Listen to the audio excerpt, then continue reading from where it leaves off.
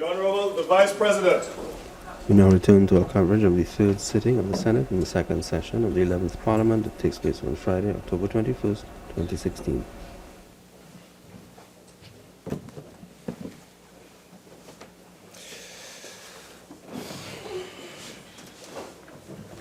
Senator Richards. Thank you, Mr. Vice President and colleagues, for this opportunity to contribute to the bill, which is entitled an act to provide for the service of Trinidad and Tobago for the financial year ending on the 30th day of September 2017. It is indeed an honor. You know, thinking back after this budget presentation and thinking that, this is probably the 30th or so budget presentation that I paid attention to since coming of age in my 20s, and looking at budgets and wondering, from then to now, how and if budget presentations have changed and the impact that they have on the population. I remember back in the day, as the young people say, budget was a big thing. You're excited, you didn't have much TV, then you turn on your radio, you gather around the radio and you listen to whatever the finance minister had to say because, well, we were a young republic and we still are a young country, independent nation, and it meant different thing to what it means now. And this is not throwing any shade at any particular finance minister, but I think budget presentations now have lost that sort of interest in the population. It's a projection of revenues and expenditures. Of course, it is important. Let's not negate that fact. It is important for the government of the day to articulate their vision and their projections and expenditures and revenues to the population in an official manner. But in many ways, over the last 10, 15 years, it's turned into, in addition to that, a theatrical political presentation. And that's also important in terms of our culture. But most Trinbagonians really, when you think about it, they want to know what's going up, what's going down, what we have to pay more for. In recent times, is gas going to raise? Is diesel going to raise? Cigarettes, rum, taxes, what rebates we're getting, etc. But to me, at this point, when we look at the limited resources in the position we find ourselves in economically, it is not really about how much each ministry gets. When you look around the world, we are still a very blessed country, though we are in difficult economic times. When we look around the Caribbean, we are still a very blessed country. The unfortunate thing is that we have become accustomed to living a particular lifestyle. We are still living as if oil is $125 a barrel. Though the Honorable Prime Minister and the Minister of Finance have articulated over and over again that it is not business as usual, we have to tighten our belts. But when you look around Trinidad and Tobago, do you see belts tightening? The port still has the deluge of cars coming in that disappear in a month, and another shipment comes in. We're still flying to New York and Miami. We're still buying up a storm online. We're still liming, drinking, which is fine. But are we really paying attention to what we can afford, or are we comfortable living on borrowed money? Because the reality of it is that we are earning less than half in terms of our oil revenue than we earned, say, 6 years ago, 7 years ago. And that is the stark reality. If we run a household like that and continue those spending habits with that revenue, what position would we find ourselves in? So to me, it's not about this ministry got 9 billion last year and it only got 7 billion this year. It is about the state and the population understanding it's a different time, and we have to have a different approach to governance and to how we spend money. It's about accountability, prudence, efficiency, innovation, new ideas, new approaches. And that is where, to me, we are going to make a big difference in Trinidad and Tobago. Each ministry, each sector, including the private sector, has to have a different approach. If we, and one of my colleagues indicated yesterday, Barbados is a much smaller economy than ours, but it's showing up so much more significantly higher on the competitiveness indices and the human capital indices. Why is that? What are they doing that we are not doing? What different approaches have they been able to take that we are not? Are we still victims of the Dutch syndrome where we still feel that, well, the oil price is going to raise next week miraculously? Are we going to be all right? Or are we starting to dig in our heels and use this opportunity to be innovative? I want to commend the minister, for his, and the government by extension, for achieving almost $11 billion reduction in projected 2015-2016, which is commendable. We always talk about the deficits, and focusing on the deficits is important, but when we have that kind of efficiency, it must be underscored, because it sends a signal to all of us that we can do more with less. But I still think we can do a lot more. We still continue to have, as we say in Trinidad and Tobago parlance, champagne taste and Moby pocket.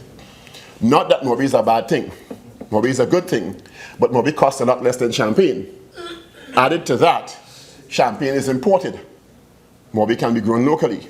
And that is the kind of difference in thinking. We have to reorganize and reframe our mindsets. Long ago, saltfish and pigtail and thing was poor people food. Now go and see what a saltfish cost. And it ends up on highfalutin menus, presented in different ways. We have to use what we have. I'm heartened to hear the Minister of Agriculture talk about the fact that we're focusing on getting 80% local in the school food feeding program, because that is where we need to go. An old scientist friend of mine, a nutritionist, once told me there's a reason why we grow mangoes here and not apples, because mangoes probably better for us here and not apples. We come from an era where it was big shot to import grapes. We used to have to wait for grapes. And if we can't get grapes in the austere times of the NAR, when we cut it away, vex, because we can't live like big shot and eat grapes.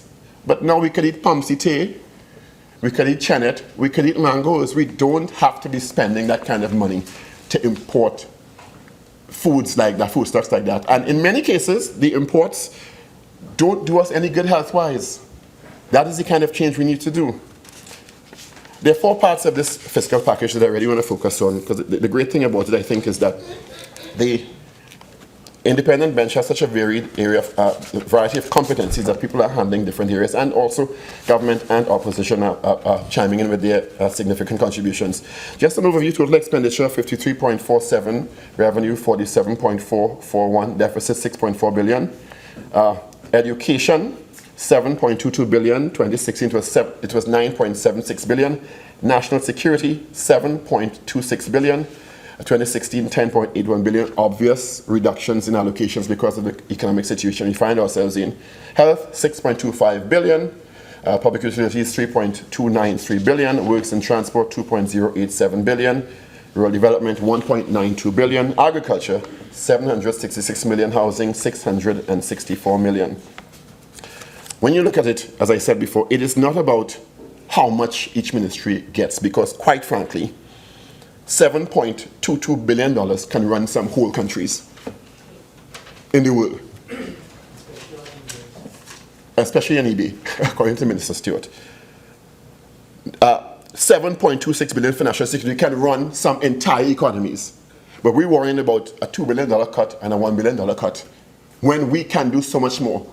We have spent, in some instances, 11 billion in education and 11 billion in national security. Have we seen a commensurate reduction in crime for those spends, those levels of spending?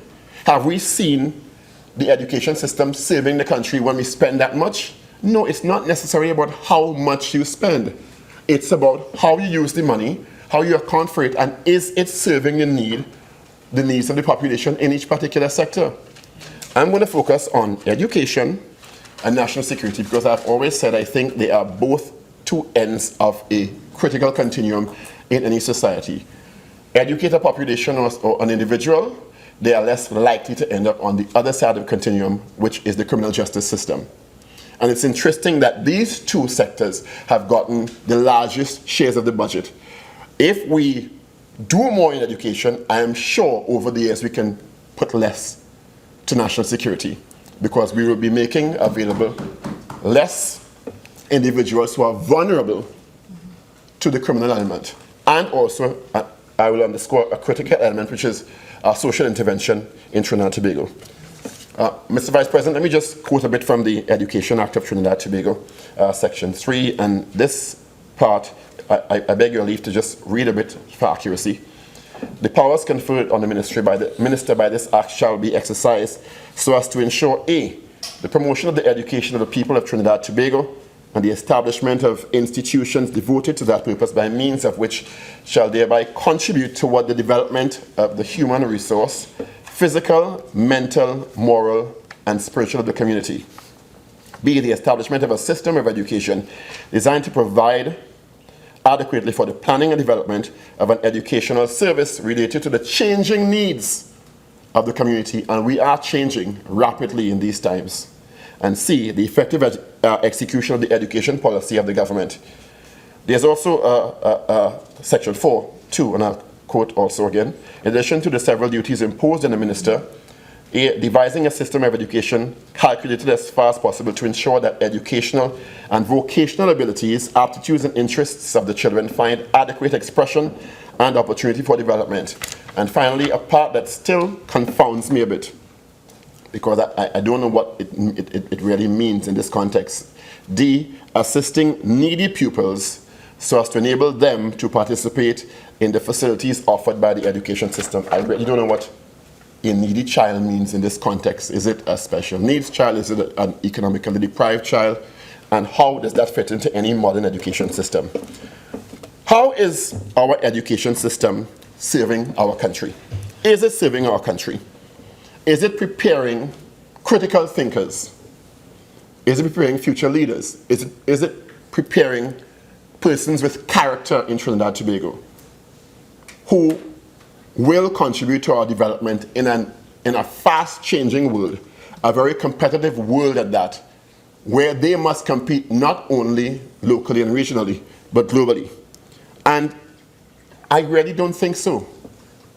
I think a lot of it is focused on passing exams, getting certificates, and getting a job. We are not producing the kind of critical thinking that we should in society by our education system. Generally, 18,000 or so pupils write the SCA examination. A little over 16,000 register in secondary schools. Gap. I said it in my last presentation. Where are those children? Why are we not tracking them if they're falling through the system? Also, those who register and attend secondary schools, of the 16 or so thousand, or just under 16,000, there are 2,500 to 3,000 who are falling below baseline performance levels. So 2 and 3 is 5 out of 18,000. It's almost 1/6 of a critical age that continue to fall through the cracks. But we're still worrying about whether we're spending 7 billion or 9 billion, and they're not serving those. And the gangs and the criminal element waiting happily to snap them up because society is not preparing them for productive, legal enterprise in Trinidad and Tobago. And we're not addressing that. Is this system competitive regionally and globally? Why is this system not performing optimally? Well, there are several models that we can emulate that have done well, consistently topping the education indices around the world. And every year, for the past 10 years, there's a particular system that really does well, and that is Finland. There are some elements in that Finnish system that really we need to take a clear, close look at. And we don't need to import carte blanche because we have our own culture here. But certainly we can learn from it and understand why they continue to top the global indices in education and systems that we can apply in Trinidad and Tobago to our system, because we are blessed to have free early childhood care and education, free primary education, free secondary education, and by and large, free tertiary education, though some necessary cuts have been made and some conditionalities have been applied to that because there was a lot of wastage in that tertiary education system. One of the elements of the Finnish system that makes it so productive is rigorous entry requirements for the teaching profession. Teaching is revered. It's like how we like to say doctors big shot and lawyers big shot. In Finland, You're a teacher, you're top of the table. Because they understand the importance of educators in the system of national development. So while doctors and lawyers are important, they revere teachers. And they have very high accountability benchmark for teachers, high entry requirements for teachers. The teaching profession, comprehensive also, egalitarian public funding, and teaching encouragingly for the purpose that students learn, rather than punitively for the purpose of meeting requirements of high-stake external tests over and over. Another important aspect of Finland's success is that students who are right at the top and teachers who feel may not be extending adequately benefit from the emphasis on special education support. And we talk about special education in Trinidad and Tobago, but I don't see us really getting a clear understanding of what a proper special education system means in terms of those who are struggling with learning disabilities, those who have challenges cognitively and emotionally, and those who are considered exceptional students who are at the top end of the percentile ranking, who can do better, who are the future scientists, etc., who can contribute to innovation in Trinidad and Tobago and by extension the world. A comprehensive special ed system takes care of those who are struggling and challenged, but also it facilitates those who are exceptional learners, who can do better, who are at the top level, because those also need special kinds of education systems. The Finland system also makes use of vocational opportunities available in upper secondary schools, which is also critical in terms of us understanding, like Germany, that technical and vocational endeavors are important in building an economy. It's not only about doctors and lawyers. The machinists, the entrepreneurs are also equally as important to build an holistic economy. Other reasons, and that, just to quote properly, it's from Dr. Andrew Scott.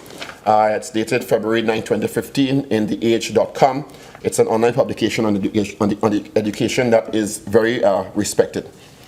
Other reasons for Finland's schools performing better standardized tests. Finnish students take one standardized test during their entire primary and secondary school life. One. Not every 3 months.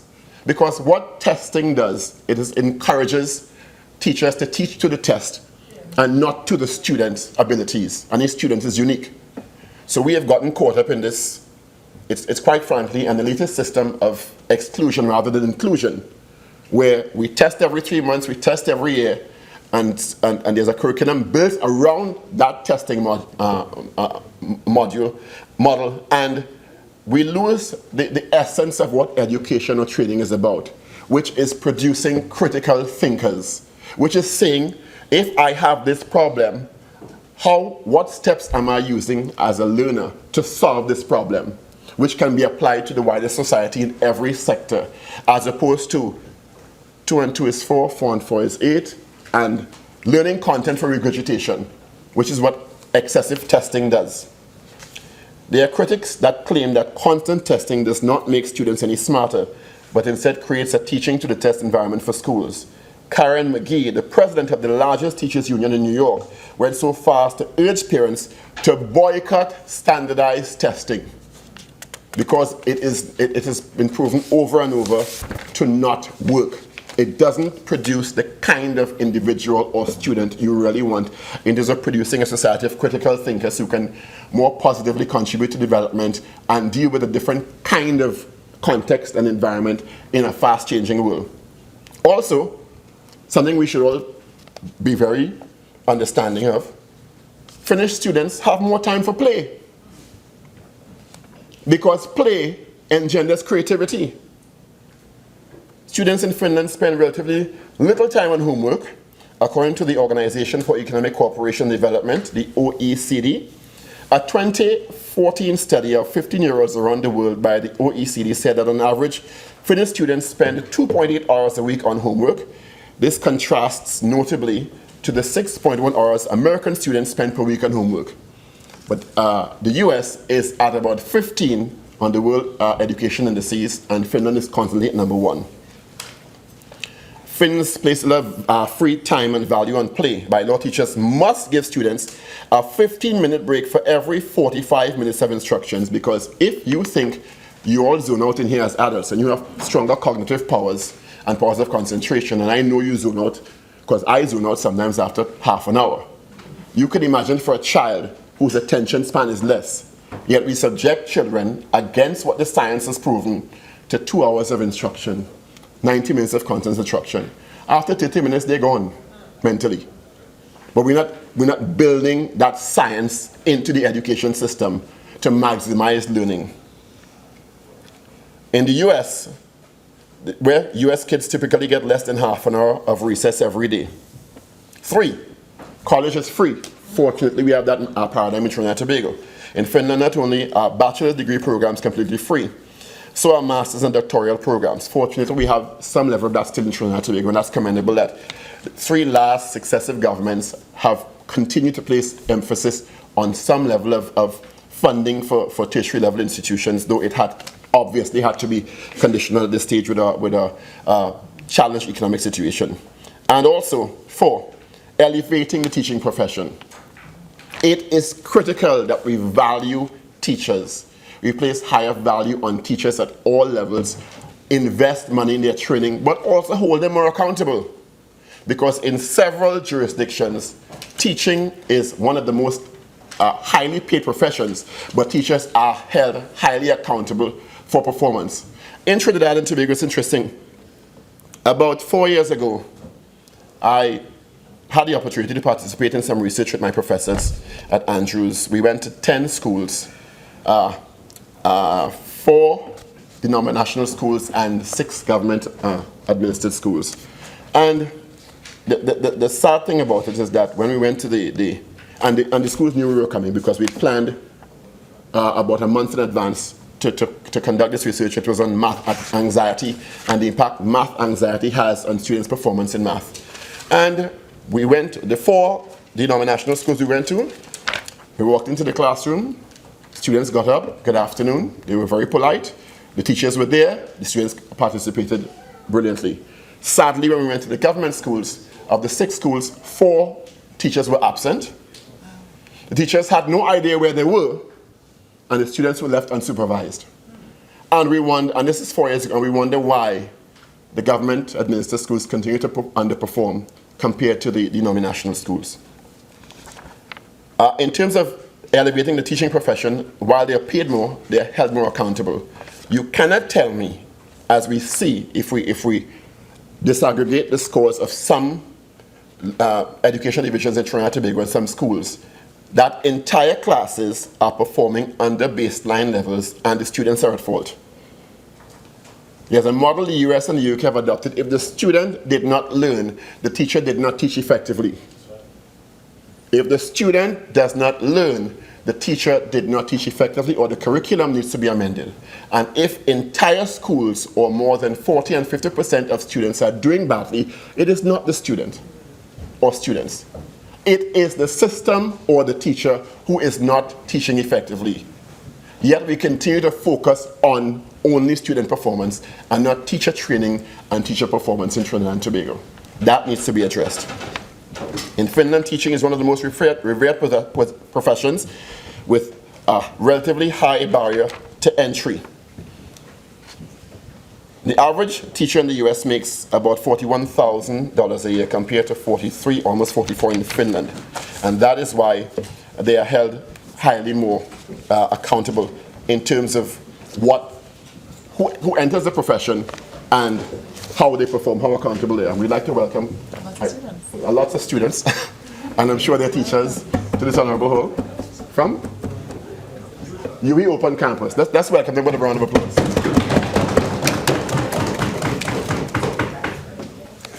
Mr. Vice President, I'm sorry. That should have been your job. So, I also wanted to in addition to the international research, come back to Trinidad and Tobago, because we've done a lot of work in terms of our education system in Trinidad and Tobago, and the current president of Chote, Mr. Sinanan, has been so kind as to furnish me with some information that Chote has been advocating for quite a while in terms of studies also done by the OECD And the top 5 education systems in the world, according to the OECD, Canada, Japan, Korea, Estonia, and Hong Kong, and Finland, are all characterized by education systems that place a high premium on equity. It also shows where more autonomy is granted to schools to define and elaborate their curricular and assessment system. So it's not a bogged-down system that one size fits all. Each division is different, each school is different, although there's a general overriding curriculum as provided by the ministry, there must be room to make some amendments to suit a particular context. Also, from Tutor, changing education from the ground up. The model continues to allow education in Trinidad and Tobago to be a formula of segregation and division. While the formula may be ideally suited for a neoliberal capitalist economy model, unfortunately the fallout includes exclusion and marginalization of large segments of society. Those who graduate from our schools with certificates of hope. For this is the avenue through which societal revenge can be exacted. An education system that forces persons to fit a model rather than enabling the model to adjust to the needs of the people cannot conceivably claim to serve the needs of a whole society. If the objective of education is the development of the total human capital, the concept of educational success must be redefined within the concept of the uniqueness of each learner. Every child is different. The system cannot be a one model fits all. It does not work. Also, educating for the world we want. And what kind of world do we want in Trinidad today? Have we asked ourselves that? Have we asked ourselves who we are as a country? What our ideals are? What we're striving for? We're all here of the American dream. And we have a clear idea of what that American dream is. But what's the Trinbagonian dream? Who are we as a people? What do we stand for? Is our system facilitating that? The right to education is the key to the realization of the full spectrum of human rights and to the attainment of social justice globally. Quality education provides people with both the knowledge and capacity needed to question, conceptualize, and solve problems that occur both locally, regionally, and globally, and actively contribute to the sustainable and democratic development of societies. Is our education system providing that? Are we still worried about whether the minister allocates 7 billion or 10 billion? Or are we using the 7 billion allocated in the right way? Are we evolving? That is the real question. And also, finally, from Tutor, our education system continues to be driven by a curriculum that discourages innovative and critical thinking, analysis, evaluation, and creation, and instead focuses on students mastering the art of merely remembering and understanding. A point I made earlier on. Also, striving for educational equity. Equitable education not only ensures that all are given the means to blossom to their full potential, but it will prepare graduates to meaningfully engage in the democratic process and have an equal claim to the fruits of subsequent economic activity. Equity demands that there are improved opportunities for those with the least because of their diminished social capital. Such persons must be given some priority owing to their limited opportunity, as well as the limits of opportunity. It is well known that in both the primary and secondary school levels of schooling, the socially disadvantaged have over the years seen the need to cement their superior positions in the social hierarchy through extra resources such as private lessons, which I have a pet peeve with, quite frankly, because I have spoken to a couple parents, and I understand it's against the law, I can be corrected if I'm wrong, or against policy for teachers to be offering lessons to students they teach in schools. Yet it is happening unchecked. It is unethical and it is immoral because it opens the door for exploitation. It means I can teach less in class, offer you extra lessons and make money. And that is not what the system is designed for. Something is definitely wrong with that, and the Education Ministry needs to take a cogent look at that and stop that practice immediately. I also want to ask a question because I don't know if it's true. But is there, because I've also spoken to some principals, and there have been concerns expressed about a lack of the continuation of the textbook evaluation committee, whereby, as I understand it, I can be wrong, please correct me if I'm wrong, principals now have the opportunity to choose the textbooks they want in any particular discipline. So if we have, for example, physics, we can have 15 different physics books. being taught, teaching the same curriculum. I don't know if that is true, but it has been brought as a concern to me, and it's not best practice in education anywhere in the world. So if that is happening, it needs to be addressed urgently. In terms of the equity of the system and the way it contributes to the social inequity and criminality, quite frankly, I want to quote from noted social scientist and criminologist Professor Ramesh Deosaran in his book, Equality, Crime and Education in Trinidad and Tobago, Removing the Masks. And this is first world primary research that applies to our situation in Trinidad and Tobago. And it is not the first of its kind. We have Professor Selwyn Ryan doing similar studies that have basically yielded the same conclusions in many instances. And many of the focuses are from inequality to crime. Given the feverish competition for educational occupational status in this country now, like Milton, we by briefly referring to the work of Emil Durkheim, who examined the implications between aspirations and frustrations, more precisely, the structural strain theory could help explain deviance in Trinidad and Tobago, where there are those who are dispossessed or from the low socioeconomic groups who feel the systems are not serving them adequately, who time and time again have gone through generation after generation of the education system not serving them adequately. So they end up on the lower end of the percentile ranking. They feel their self-esteem is totally destroyed after they pass through that system, and the one option they feel they have is the issue of turning to illegality, because they end up in a gang who give them self-esteem, a sense of belonging, a sense of misguided purpose. So their moral compass becomes totally corrupted because the system in their minds have failed them, and we are not doing anything to address that, and that must be addressed, because we could pump $20 million into national security every year. If there are those in society who feel that it is not serving them, we will have to keep increasing that number every year exponentially until it becomes unsustainable. It's already unsustainable as it is. We need, through our education system and our socialization systems, to put systems in place to catch those falling through the cracks as much as possible. In any society, you're going to find those who are deviant no matter what. But certainly 3,000 to 5,000 of our primary and secondary school students who are falling through the cracks is too much of a wide cadre of options for the criminal element in Trinidad and Tobago. That needs to be urgently addressed. Inequalities by district and zoning is another topic he covers. Two-parent versus single-parent systems. Race, which we don't like to talk about Trinidad and Tobago, and stratification. Does race make a difference? The table shows, and I sometimes wish we had television monitors to bring up tables in this honorable house to make points even clearer. And I quote, 47% of students of African descent went to university 3 years after secondary school. As much as 72% of East Indian descent did so, and 49% were of mixed pupils.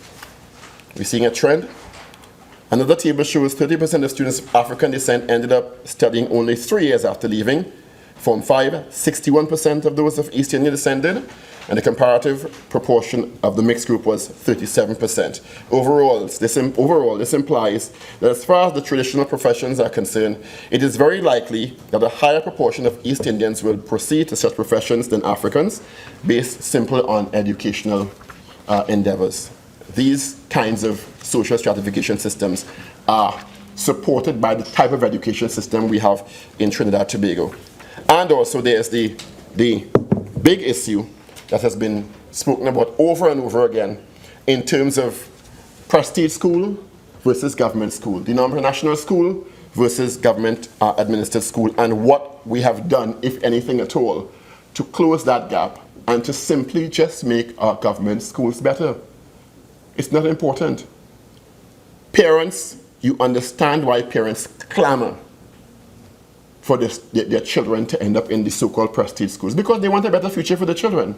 And time again, they know that if their child or their children end up in these schools, they are going to more than likely get a better education and have a better chance in life. So it becomes a literal rat race to get your child into these schools. And the percentile level is so high, coupled with the principal's choice, etc., the alleged zoning issue, that it really doesn't make sense after a while, because those schools can only hold so many. What we need to do is find out, and research has been done over and over again, what these schools are doing that can be applied to the government secondary schools. It is not beyond us. But we don't seem to want or have the will to make the changes that we need. We have consultation after consultation, in administration after administration. Senator, you have 5 more minutes. Already? Thank you, Mr. Vice President. That don't seem to be applied in any way. Let me move quickly to the issue of national security. I can't believe that time flew by so quickly. Our criminal justice system is really cause for pause and great concern. Court backlogs, inefficient policing, and poor law enforcement, weak restorative justice systems and programs. You know, in U.S. Justice Department, United Nations Office of Drugs and Crime in 2009, and the trend continues over the years. In terms of homicides per 100,000 persons, and this is 2009, country source, UN Office on Drug and Crime. Uganda, Kampala, 15.3. Botswana, 16.1. Colombia, Bogota, 17.4. Haiti, 24.1. Jamaica, Kingston, 26.8. Bahamas, Nassau, 28.5. Panama City, 34.6. Trinidad and Tobago, drum roll please, 47, topping the list. And this is 2009. The trend has just continued to escalate. This is not the kind of industry we want to top. We want to top competitiveness index, not this. The tragic thing about it is that there are several things that work and don't work. And the problem in Trinidad and Tobago is that we keep focusing on what does not seem to work in Trinidad and Tobago, and that is tragic in terms of policing. White-collar crime, as my colleagues have said over and over, doesn't seem to exist in Trinidad and Tobago. And I want to just quote a bit of Edwin H. Sunderland's criminological study, White-Collar Criminality 1940 and White-Collar Crime 1949, and I quote, "The behavior of persons of respectability and upper socioeconomic class frequently exhibits all the essential attributes of crime, but it is only a very rarely dealt with as such. This situation emerges, Sunderland claims, from a tendency for systems of criminal justice in societies to favor certain economically and politically powerful groups, and to disfavor others, notably the poor and the unskilled, who comprise the bulk of the visible physical criminal population. A crime that is an obvious element but is forgotten. These crimes are often committed but no criminal sanction is occurred because it's white-collar crime. It may escape prosecution and harsh sentences because there's been no general public perception of such behavior as criminal. Or, as he goes on to say, the ones who perpetrate the crime are the friends and family and well-wishers of the elite in society who, in some instances, I'm impugning no negativity to the justice system, their friends is the big shots. And we don't place value on prosecuting white-collar crime in Trinidad and Tobago. It doesn't exist. So because it doesn't exist, we are a model nation. And that, to me, is extremely tragic. Well said, Senator. You know, and until we deal with that, Minister Imber, Honorable Minister Imber, can give $40 billion to national security, we ain't making no progress. No. Until we deal with white-collar crime efficiently and convincingly, you could put $50 billion into national security, we will still have a raise in the murder rate in Trinidad and Tobago. And that we need to get through our heads until we get serious about it. Because everybody know who the big man is. Everybody know who Mr. Big, as they say. Everybody know who supposedly said the drugs in the blocks. It's easier to round up the little black boys in enterprise and other areas. And the real center of the criminal enterprise continue with impunity in Trinidad and Tobago. Because as Mr. Sunderland said, their friends and family and well-wishers are members of the elite class in this country. It is tragic, it is true, and we need to take a hard look at ourselves if we really want to make an impact on crime and criminality in Trinidad and Tobago. Unfortunately, we don't seem to have the willpower to do it. Our challenges in Trinidad and Tobago are not really, sadly, about budget and economic downturn as it is about ingenuity. It is not as much about poverty as it should be about patriotism. It is not about a lack of ability and resources as it is about a need for leadership vision and sustainability across the board, not only from the government, in the private sector and everywhere else. This is our moment in Trinidad and Tobago. We're at a crossroad in this country. We can't keep kicking the can down the road. We can choose to continue with our adversarial political agendas, where one side is trying to stay in power and the other side trying to attain power at all costs without coming together, or we can come together and do like our national watch would say, together we aspire, together we achieve. You know, there are times, there's an old saying that there are times when we make history and there are times when history will make us. We need to decide if history will make us or we will make history in the interest of the future generations of Trinidad and Tobago. You know, I want to close by quoting, and I'm not a good singer at all, and pay tribute to Calypsonian, who's just passed, and a song that has gripped me since I'm about 15 or 14 years old. And his name is King Austin. He recently passed on at 73 years old. And the song is called Progress, written by Winsford Joker Devines, and it says, today as I look around in the world, we all know the song. I see footprints of man laid in the sands of time.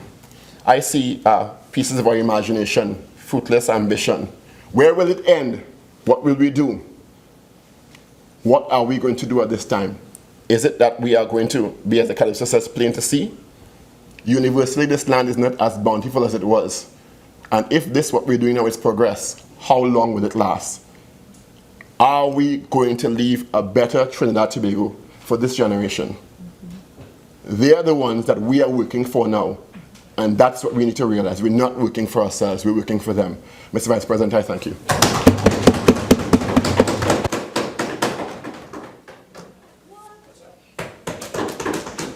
Honourable members, permit me to join with Senator Richards in welcoming the students from the UE Open Campus. I hope your experience today is both enlightening and inspiring. Senator Sinanan. Let me just also say, honourable members, that Senator Sinanan has been granted leave under Standing Order 4211. Yes. Mr. Vice President, distinguished members of this honorable House, it is a distinguished honor to address the House for the first time, and it is equally a great privilege to make a contribution in a debate which is of significant public importance and interest. And Mr. Vice President, I think you'll see the amount of people came out to see me speak today. So let me say welcome. Welcome to you all. For the layman, the annual budget is as much about accountability by the government for its revenue and spending as it is about the vision the government has for our beloved country to ensure the prosperity of all the people. Mr. Vice President, it is accepted that we are weathering economic choppy waters, and the hope of the nation is that as we keep our heads above water, we maintain our goals of getting safely to financial shores. We can survive the rough economic climate if we are prepared to recalibrate our position and use our inherent collective strength, vitality, creativity, acumen, and unity of purpose to chart our course and arrive safely at the destination of national well-being for all our citizens. This must be a joint effort.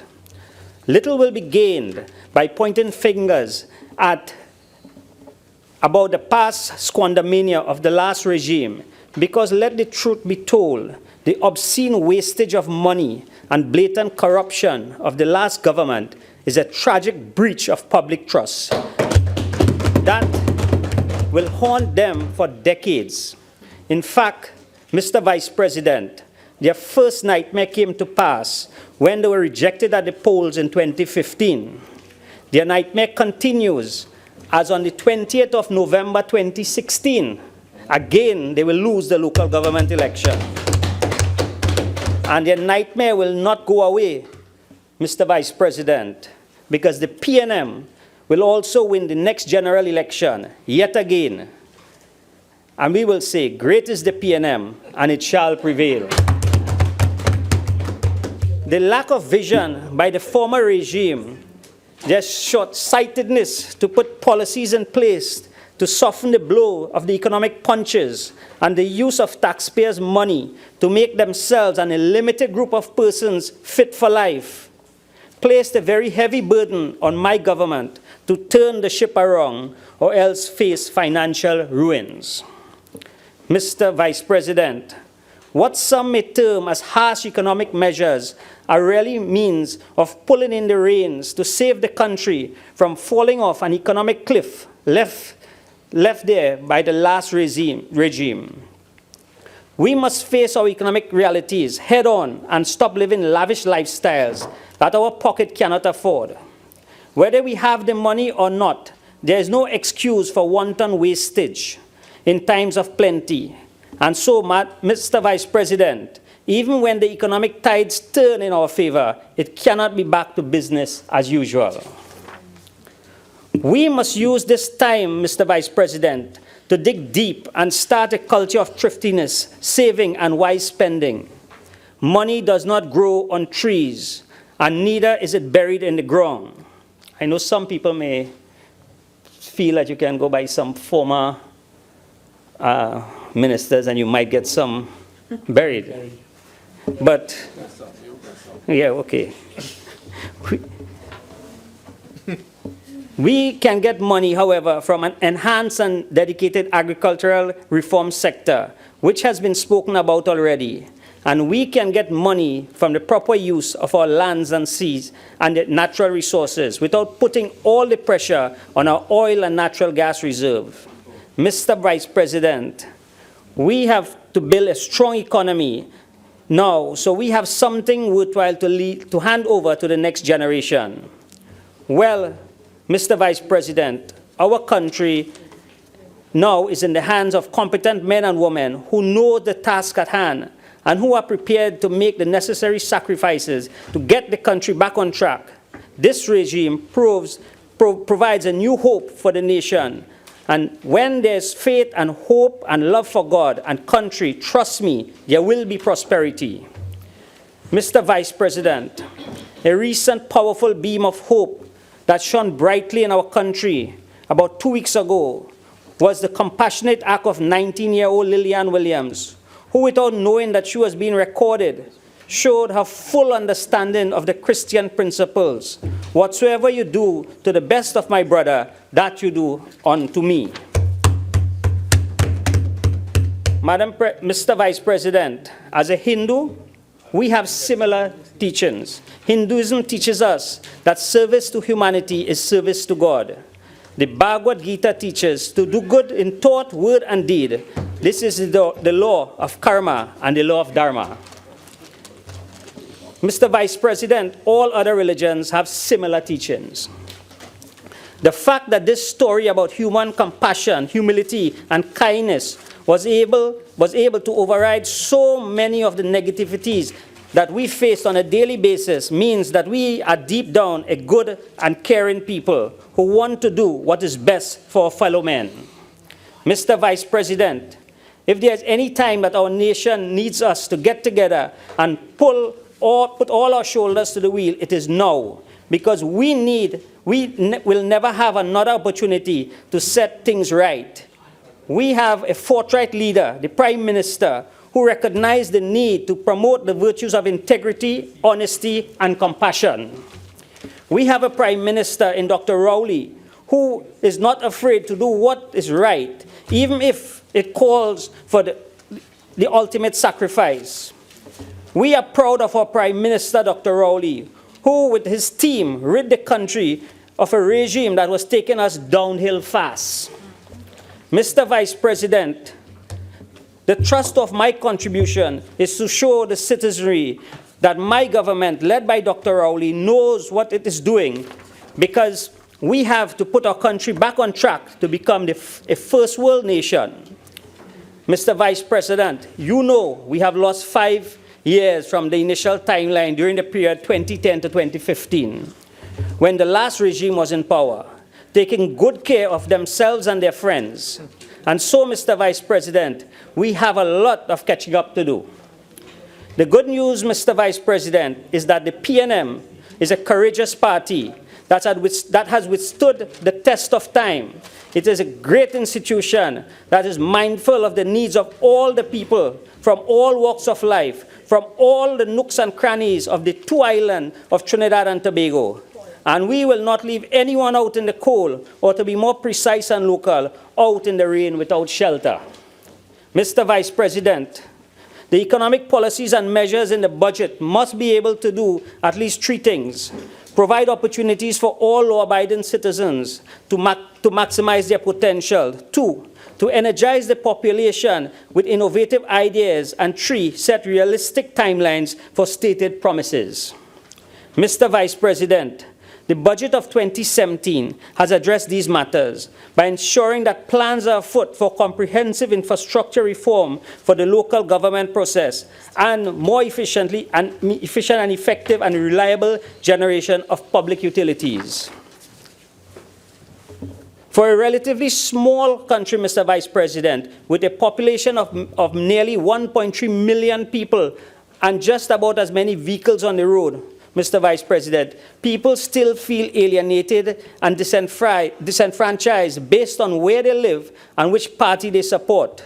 Such a situation is unacceptable for a nation that boasts of its rich cultural heritage, ethnic diversity, and a brilliance in academic and non-academic field. Mr. Vice President, we are running out of excuses and the overall lack of cohesive development.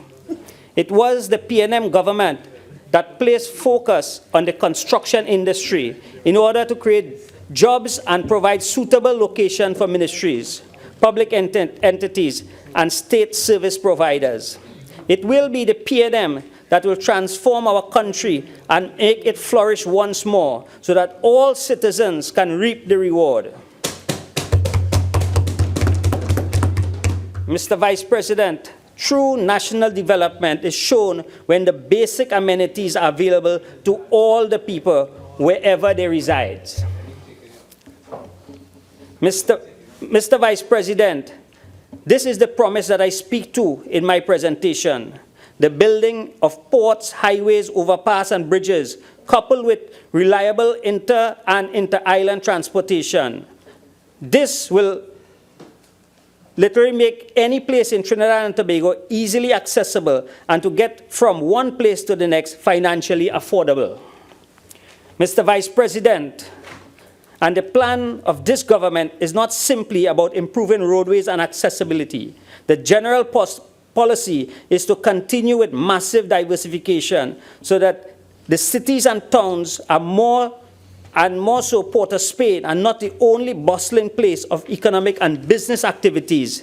Think about it, Mr. Vice President. Picture a country in which there's activities all over the place, not just in a few selected pockets. Mr. Vice President, I am sure we all know the trauma faced by travelers when there's an emergency or threat of some kind of danger and it becomes necessary to leave the capital city of Port of Spain. The gridlock is horrifying, and the hours spent on the road in bumper to bumper of stationary traffic is unbearable. The answer to this recurrent trauma, whenever there is an urgent need to leave Port of Spain, can be solved with a commitment and well-thought-out plan of relocation and the creation of sub-offices of some of the essential services so that it is no longer necessary to get business done only in the capital city. The day must soon be over when the people of Cedras, Point Fortin, Guayari, Toco, Mayaro, Manzalina, Beach, Caranage in Trinidad, and the people of Tobago have to travel very far away places to get basic items and to conduct important business transactions. Mr. Vice President, the point I'm making is that when we jumpstart activities and stimulate growth throughout the country, the entire nation benefits. And when the entire nation benefits, we get closer to fulfilling our true potential. Mr. Vice President, transformation of the economy requires, in the first instance, the stabilization of government fiscal position and restructuring of its expenditure profile, particularly as it relates to the composition of recurrent expenditure and the focus of the capital expenditure program. Mr. Vice President, in terms of recurrent expenditure, the issue of transfers and subsidies must be revisited, in particular subsidies and transfers to state enterprises and statutory boards.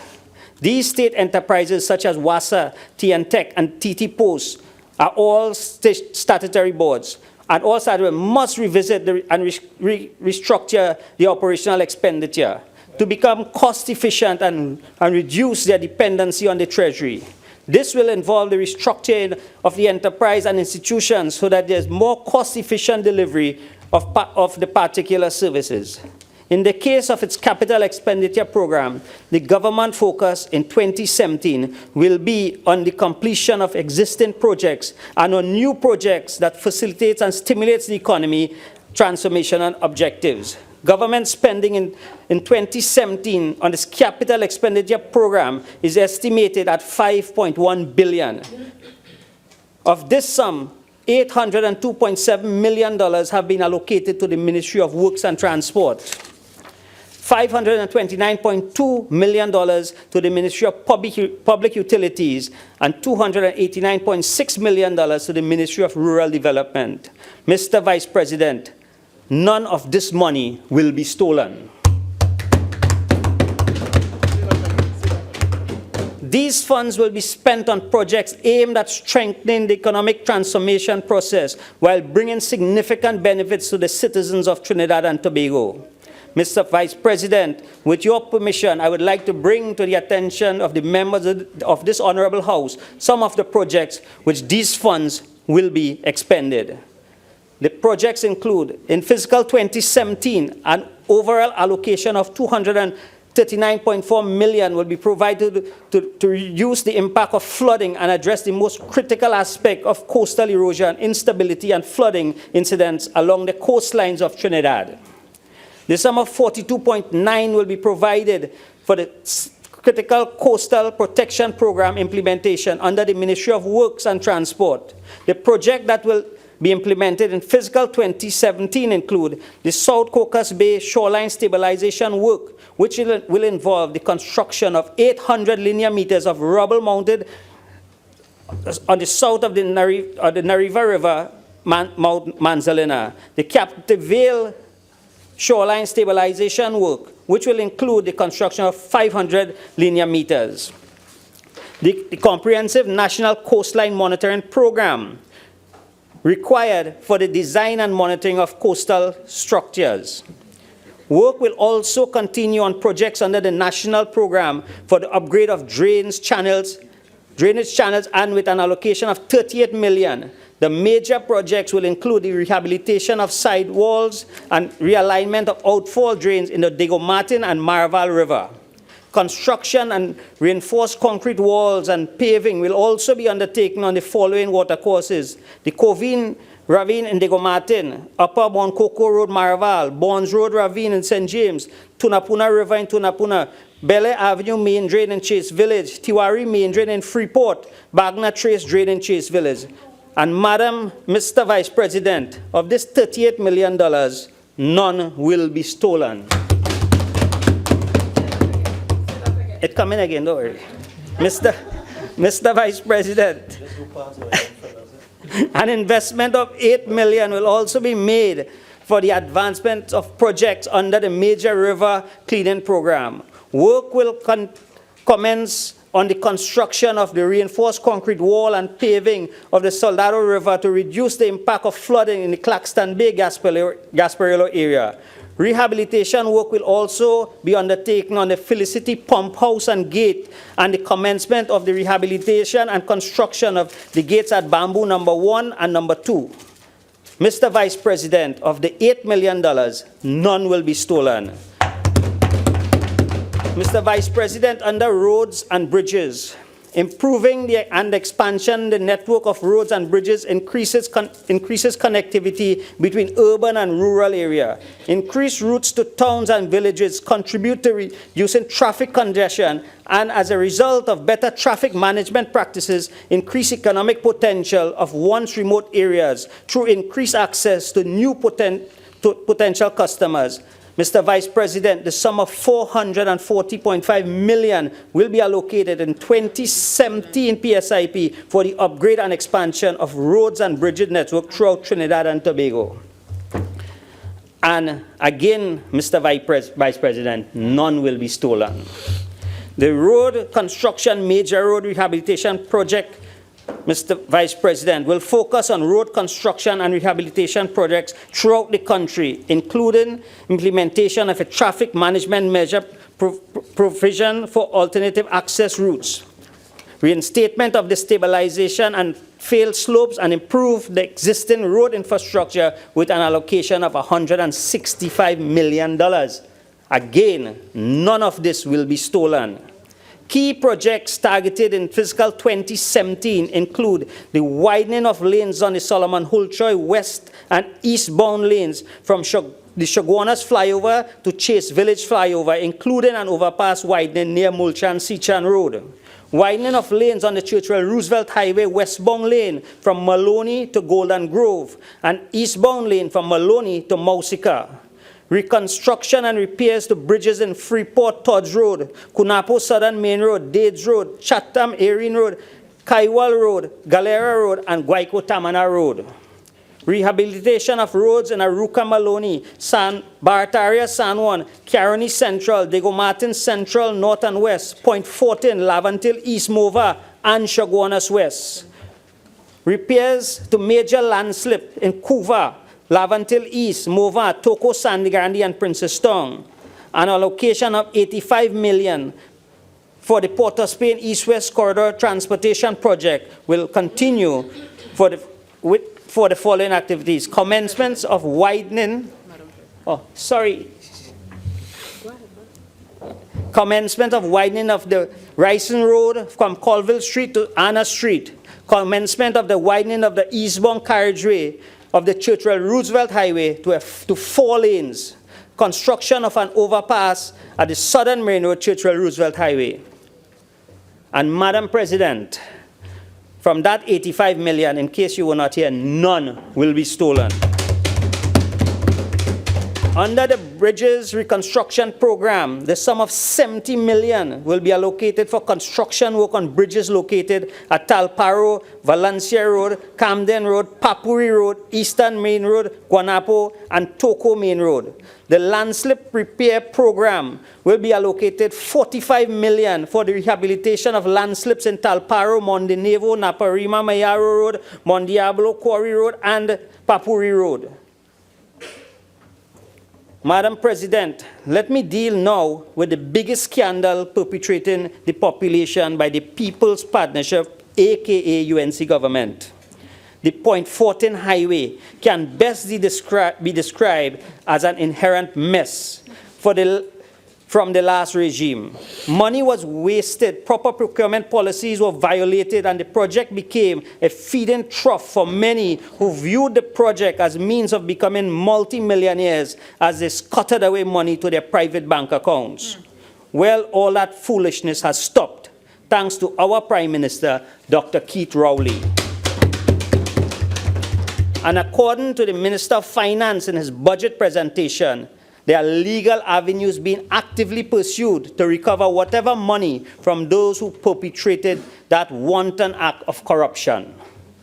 So for those who are looking forward to the completion of the Point 14 highway, the good news is that you will have your highway. However, it will be completed above board and without any corruption. Your drive along the completed highway must not bring back memories of corrupt activities of the last regime, but the fulfilled promise of good things by the PNM government.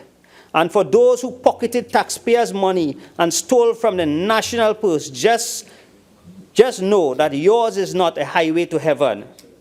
Madam President, the Wallerfield to Manzalina Highway This will lead to the development of the entire East Coast and open up that area to economic activities. It will improve the efficiencies for the oil companies and many other service companies to physically access the operation located in Mayaro.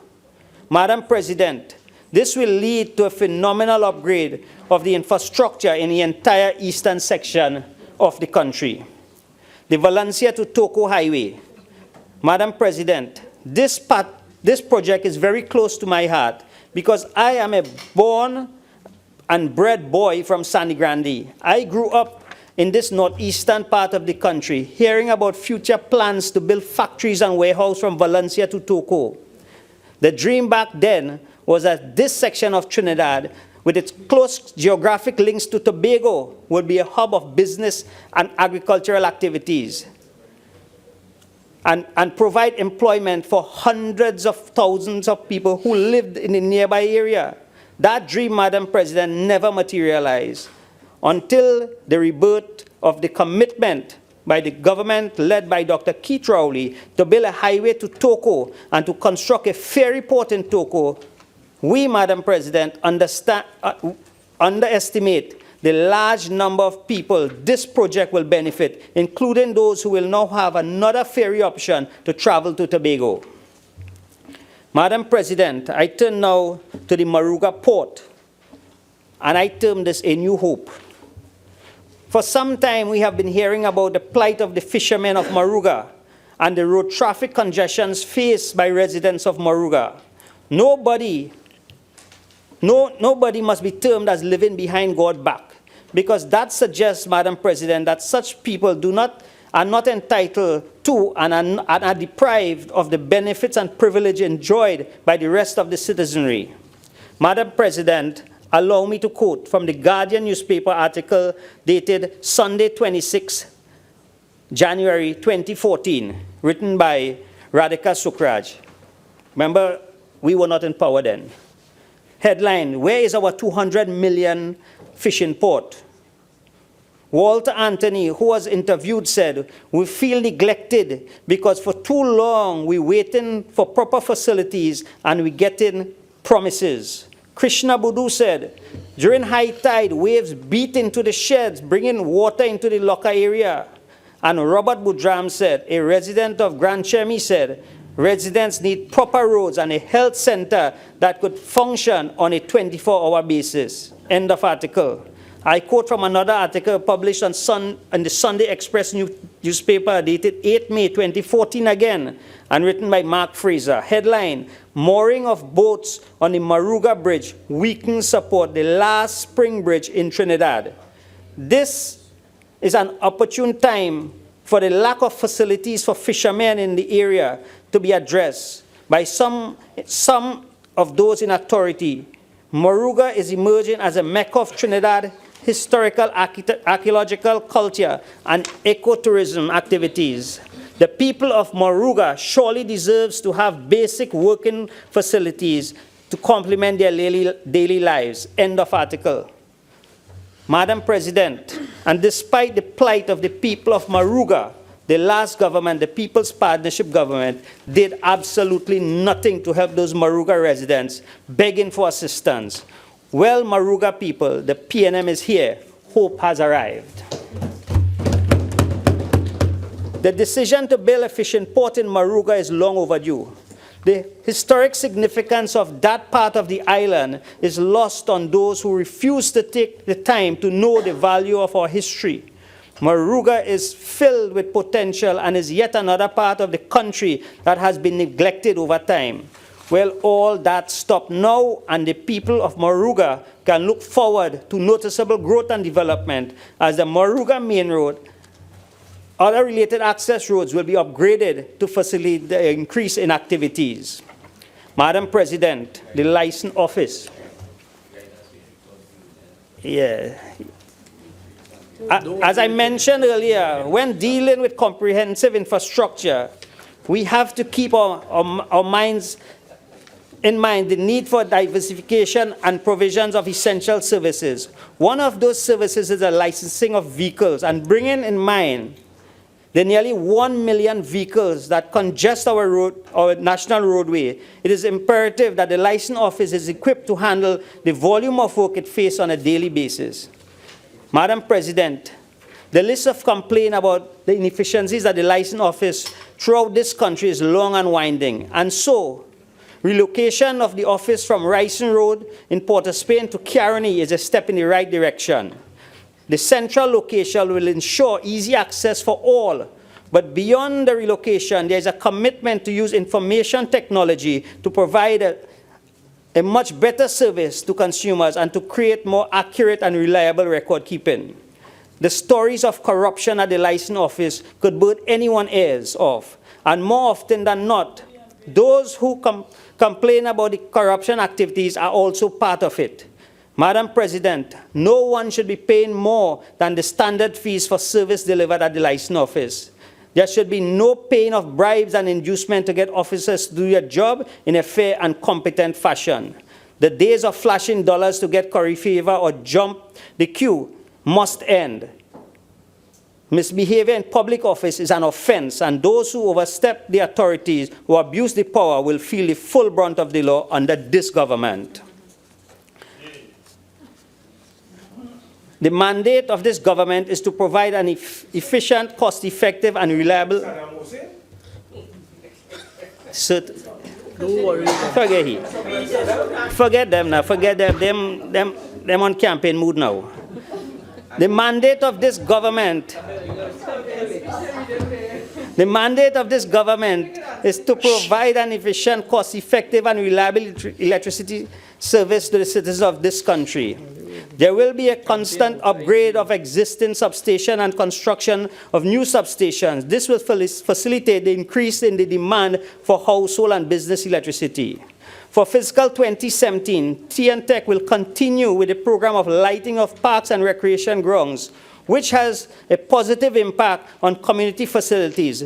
Long hours of socializing and recreational activities in this regard, the Minister of Public Utilities will continue to collaborate with municipal corporations and other organizations to identify parks and recreation grounds for illumination to meet the demand required by the communities.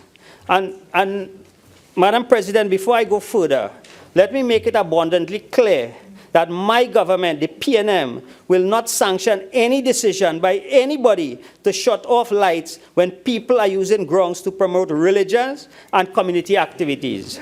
So, Madam President, whether it's Ram Leela, steel band, cricket, football, or bazaar, the use of recreational parks to promote community activities and provide an outlet for youths to show their talent, these activities must be conducted in a safe and secure environment, and Madam President, no sum of money is too great to spend in order to guarantee the safety and comfort of law-abiding citizens. Now, Madam President, let me touch on a matter of the municipal police. It is no secret that there is a crime situation in Trinidad and Tobago that has been with us for some time. While no particular regime can be blamed for the prevalence of crime activities, any government in charge must take the responsibility of addressing the problem in an effective way. One measure is to provide support to the members of the Trinidad and Tobago Police Service through the employment of more municipal police. Municipal police officers must be the eyes and ears of the service and must play an important role in community policing. Madam President, in this regard, broader responsibilities and more resources will be given to the municipal police so that they can perform at a higher standard. Crime prevention is a critical part of fighting crime, and so we will be strengthening the arms of the anti-crime initiative. Madam President, in conclusion, let me say, our country has a blueprint for success with this government and Dr. Keith Rowley and his at the helm. Unfortunately, we too quickly lose hope in times of distress and too easily surrender our will when we should be putting measures in place to overcome the challenges. Instead of digging deep and finding the solutions to our problems, we prefer to sit and complain. This approach is just not good enough for a nation that's blessed with abundance in natural resources and a bright and vibrant citizenry. Madam President, we have left the politics and we have let the politics and the politician cloud our vision for the country we can become and the nation we must strive to be. The good news is that the budget 2017 is a blueprint for transformation and growth, thereby shaping a brighter future. The fact is that we are in the low end of the economic cycle, and we must ride through this rough time, implementing policies that will ensure our economic rise. If we do not step up and meet the excess and demand placed upon us, we will put our future, the future of our nation at risk. Now more than ever, we must adhere to the watchwords of our nation: discipline, production, and tolerance. These words and their particular meaning were given to us by the late Dr. Eric Eustace Williams, the first Prime Minister of Trinidad and Tobago, on the eve of our independence on the 30th of August 1962, when he addressed the citizens at a youth rally at the Queen's Park Oval. And Madam President, I do not know how many people know this. It was the late Dr. Eric Williams who 50 years ago, in 1966, in full recognition of the Hindu community of Trinidad and Tobago, declared Diwali a public holiday. We, Madam President, must firstly believe that together we aspire and together we achieve. We must surround ourselves with the red, black, and white colors of our flags, which together represents the vitality of our land and in its entirety, and people, and the strength of unity in our purpose. Madam President, on behalf of me and my family, I take this opportunity to wish the Hindu community, and by extension, the entire country, Shubh Diwali. Thank you, Madam President. May I congratulate Senator Sinanan on his maiden contribution. Senator Ameen.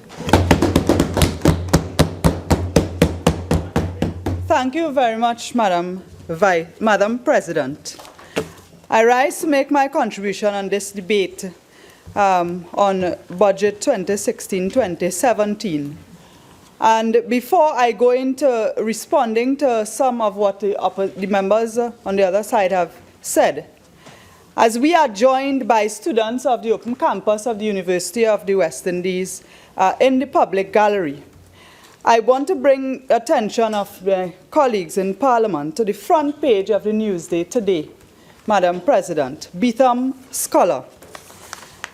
And it announces that the people of Beetham Gardens, whose community have been long maligned as a place of rampant crime, poverty, and hopelessness, today can feel justifiably proud as one of their own.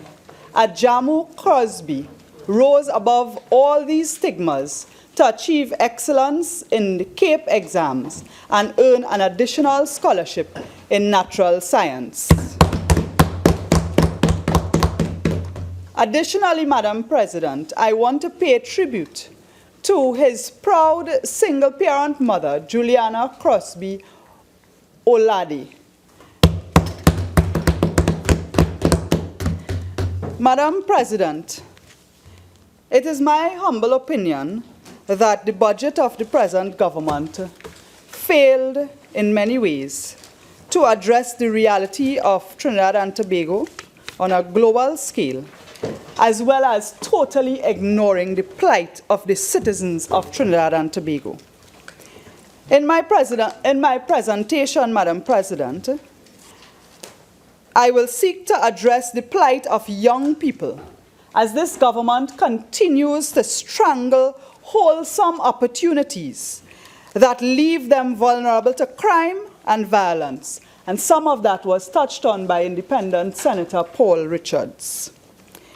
The neglect of the education of our children, our most essential human capital development. And of course, with the announcement of by the Prime Minister yesterday of the date for local government elections being November 28th, I want to say, Madam President, that the UNC is ready.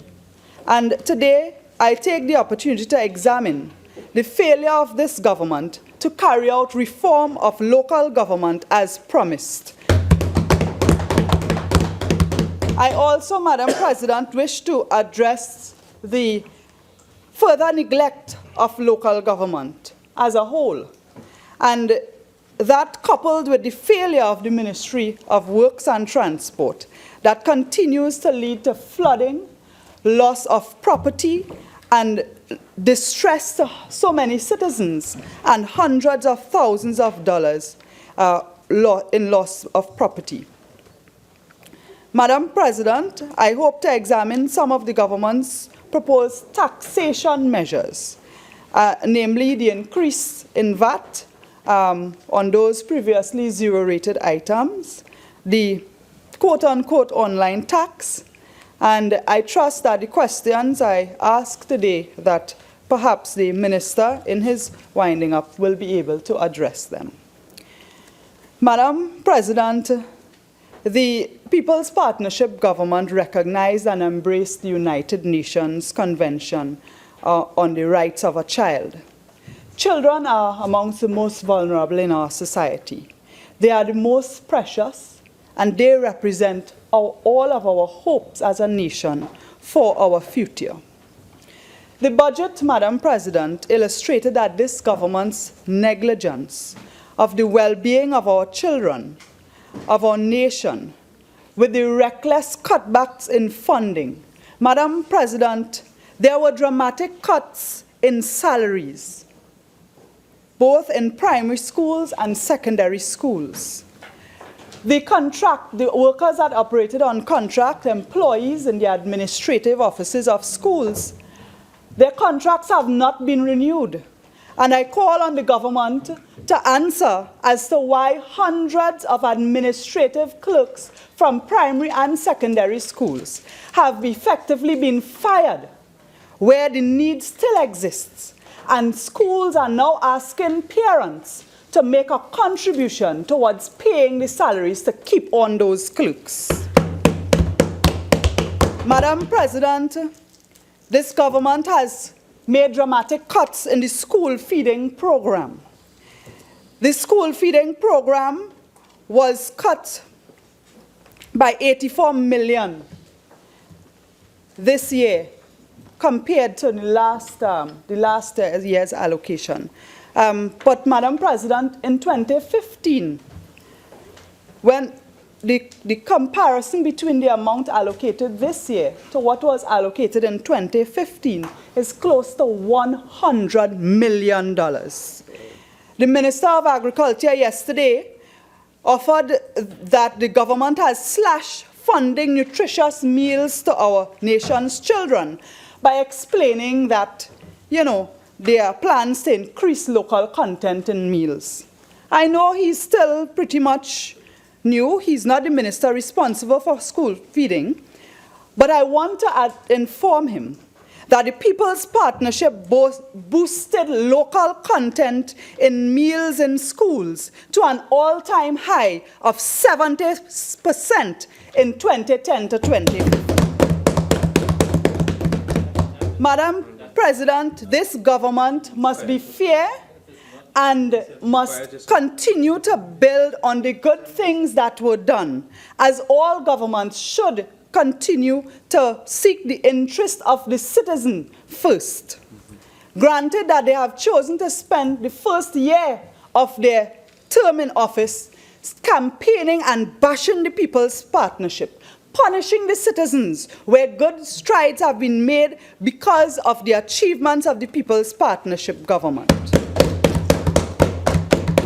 They have gone to the extent, Madam President, of cutting the use of laptops in schools, where children look forward to getting that laptop. And Madam President, I doubt there's any member of the other side who are parents who have children today, school-age children, who could tell me that their children do not have laptops and do not have iPads. Why must the poor children in our country be punished for the progress made by the People's Partnership?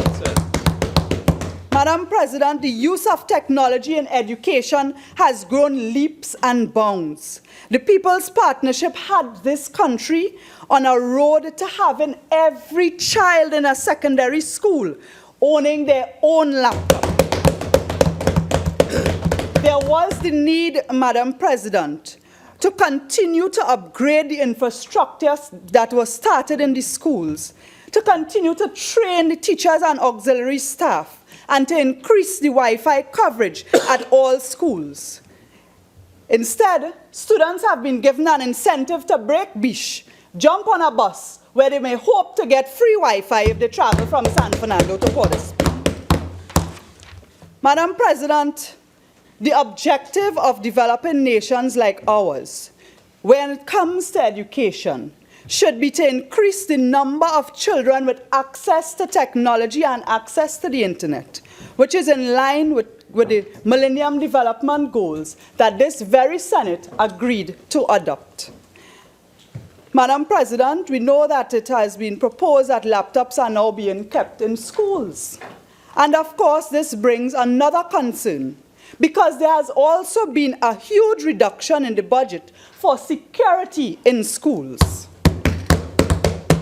We are at a time, a worrying time, when guns and violence and the activities in the areas surrounding some schools which are considered to be in at-risk areas, but also inside the schools. And there are some schools that had up to 8 armed officers, from what I understand. What is going to be the position with security in schools and the safety of our children? It is irresponsible and reckless for this government to decrease the funding for security in schools. And by doing this, this government has endangered the lives of thousands of ambitious, defenseless students, leaving them more vulnerable to becoming innocent victims of violence. Madam President, the protection of our children should be of paramount importance when we look at the long-term development of our nation. I sat as a member of the Joint Select Committee on Family and the Family and Children's Division Bill. And while several recommendations were made and it was discussed and passed in Parliament, I would like to see the government take the protection of children beyond just talk. I would like to see that the government is serious about the implementation of the Family and Children Division Court and the provision of facilities in every district in the magistrate court, as prescribed, as discussed at the committee, even if it is on a phased basis. And since the pilot project that was currently at Nipdek Court is coming to an end at Cipriani Boulevard, but I want to pay tribute to those persons, those judges and other staff members who worked as part of that pilot. And I trust that their hard work and their recommendations will not go in vain, and that the government could at some point give a feedback as to when and how the implementation of the Family and Children Division Bill will come.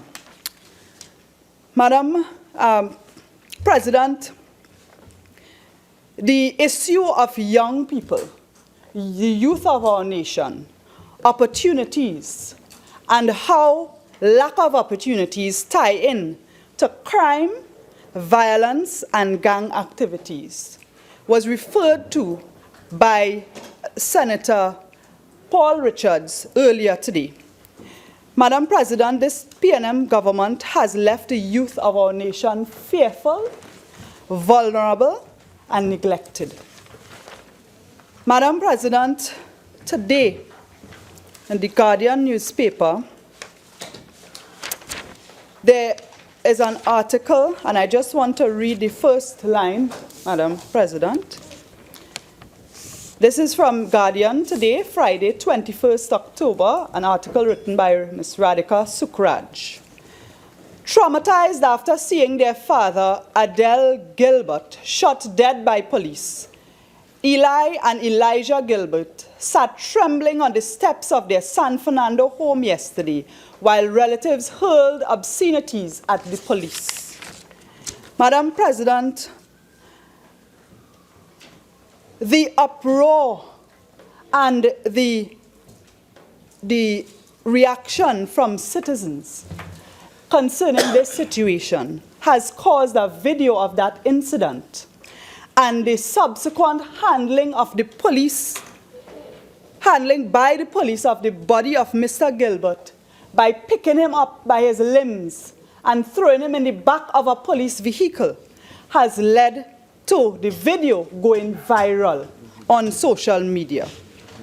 Madam President, while I am all for taking a hard stand where it's required when it comes to implementing the law, the police is not above the law. Madam President, incidentally, about 3 months ago, one of the ministers of national security, I think there are about 3 still, right? Yes. It's 3. But Mr. Dillon was speaking at a function, and he indicated that the police should, and I quote, harass individuals and make their lives untenable. And he was speaking about individuals who have been disruptive or had run afoul of the law. Madam President, I want to know if the Minister Dillon, the Honorable Minister of National Security, condones the heartless action by the police yesterday. Madam President, it also begs a bigger question. Is there a hit squad in the police service? Is this something that the minister is aware of and is allowing to happen? Madam President, I said before that the police must not operate above the law. And the police cannot gain the respect of the youth of our nation and the citizens at large if they continue with actions like that, where they could shoot a man and lift his body like a dog and get into a fight with a woman, apparently a relative. And in this vein, Madam President, I think we ought to have an independent investigation into that incident because while I understand the incident is being investigated by the San Fernando police, himself unto himself, my query is to whether the PCA would have the resources, one, and secondly, if there are different types of investigations, and of course, most of those investigations require the very police of that division to take the reports and submit if they are doing a coroner's report and so on. So the question as to the fairness of that investigation would come up, Madam President.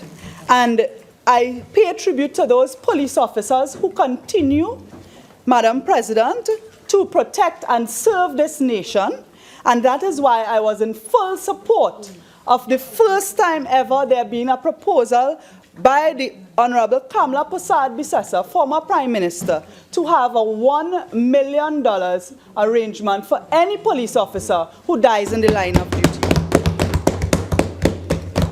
Madam President, part of the reason for this fear in our nation has to do with the fact that this government still has no plan for crime.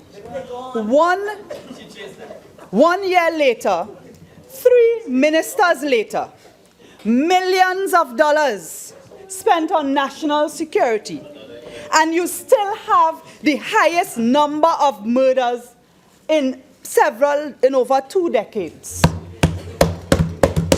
Madam President, clearly, this government has no clue. And we couple the obvious cluelessness when it comes to crime to the lack of opportunities, and I tie it back in to the massive cuts made in the budget allocation in the areas of education. Lack of opportunities for young people leave them vulnerable to gang activities, to violence, to drugs, to chaos, and to a lifestyle that goes nowhere fast. And some of the areas of where young people who were not necessarily academically inclined would have gone into the technical and vocational studies. Currently in this budget, you have cuts in the My Part program of $4.8 million. In the MIC, Metal Industries Company, you have a cut of around $10.6 million. YTEP, a program that has been around for so long, that has made a difference in the lives of thousands of people, some of whom are adults and parents themselves today. A drastic cut of $19.6 million.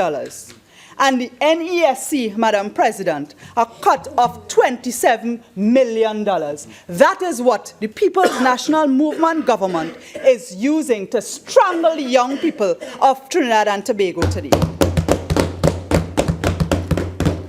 Madam President, the Minister of Trade spoke about opportunities for young people when she mentioned the dry dock repair industry and how the opportunities it would provide for employment for young people.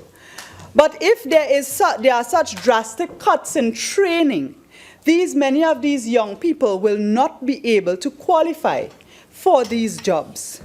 And we must not limit those who are not academically inclined. Madam President, which takes me now to those who are academically inclined and to the disservice that is being done with the changes in GATE by this government. Madam President, up to last year, there was an allocation for the St. Augustine Education City Committee. I sat as part of that committee as the chairman of Tunapuna-Piako region, because that education city really was, the idea was to create an education city in our country in an area with a high concentration of education, of schools, as well as tertiary level institutions, so that you have education as a driver, you have the research coming out of the tertiary level institutions, business incubation, and technology coming together, so that the diversification and the trade and economic stimulation that is mentioned from time to time by the government could become something real. And this is not something that would reap rewards immediately. Madam President, I want to take this opportunity, as I did in my last budget contribution, to call on the government to re-examine their proposed changes in GATE and make it more fair to all citizens of Trinidad and Tobago. At present, the current recommendation leaves the gate open to political interference, as we saw under the government scholarships program under the previous PNM government. Madam President, under the Ministry of Tertiary Education, now I have heard the ministers talking about... Senator Ameen, excuse me, but could we please, members, could we listen to Senator Ameen in silence? Thank you. Proceed. Thank you, Madam President. Madam President, I have heard members of the government talking about having standardized tertiary level, standardized accreditation, tertiary level programs properly approved for funding, ensuring that students are not jumping from one program to another. And I would like to advise you to look at the policy that we had at the Ministry of Tertiary Education and Skills Training. There was an accreditation board that was responsible for ensuring that the programs funded by GATE were properly up to standard and approved, that all tertiary level institutions must have accreditation before they get funding. The students, with regards to students were required to pass their various exams before they were allowed further funding. If they failed, they had to pay in order to go into another program.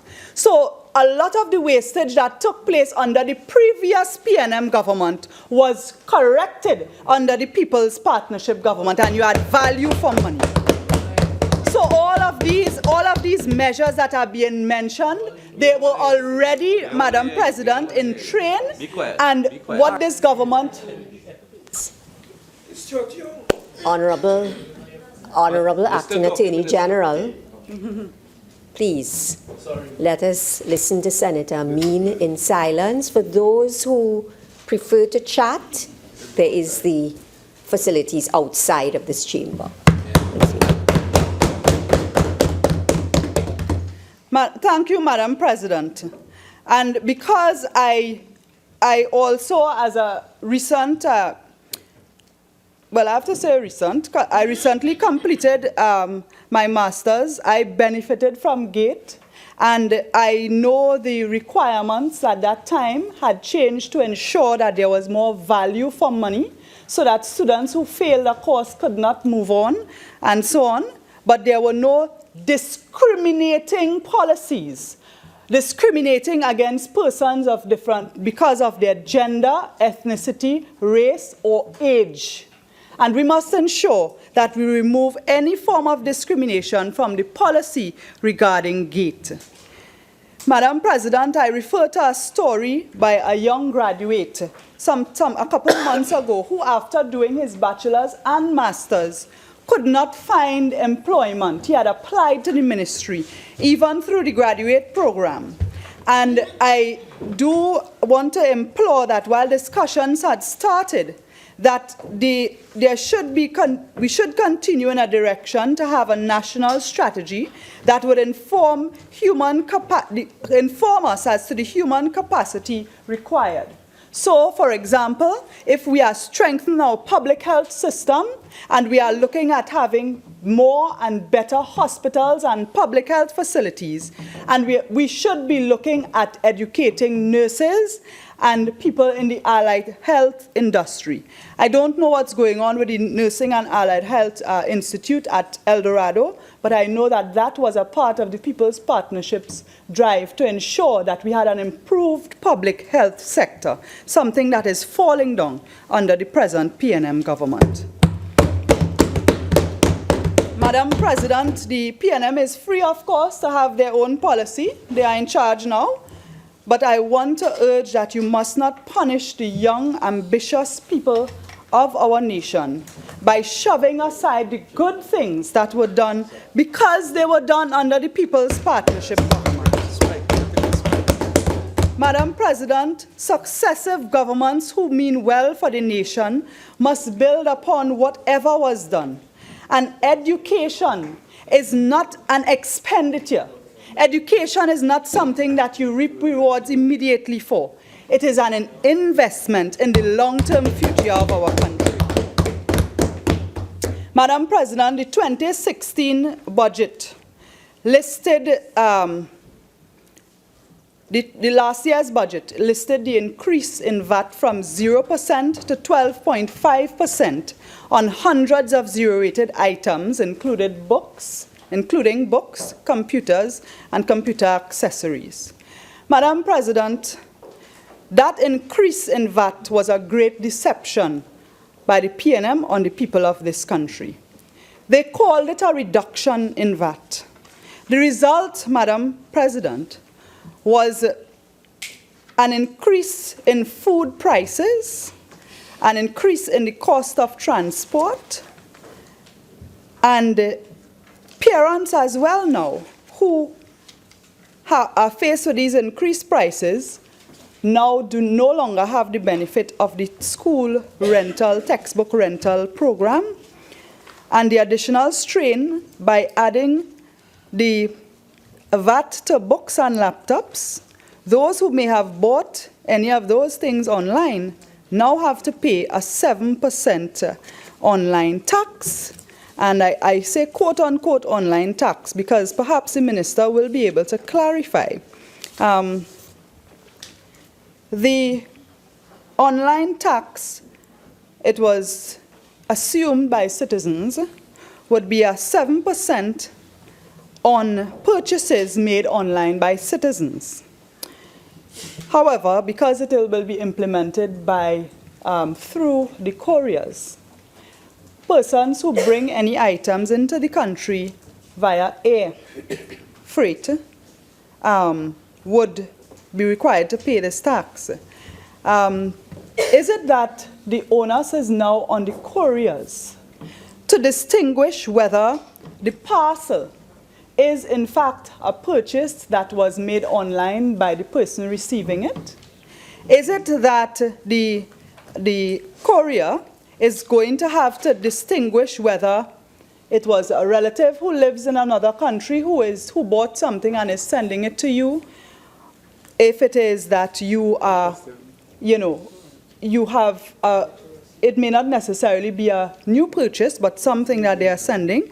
So if the minister could clarify how it is going to be decided whether this 7% tax by the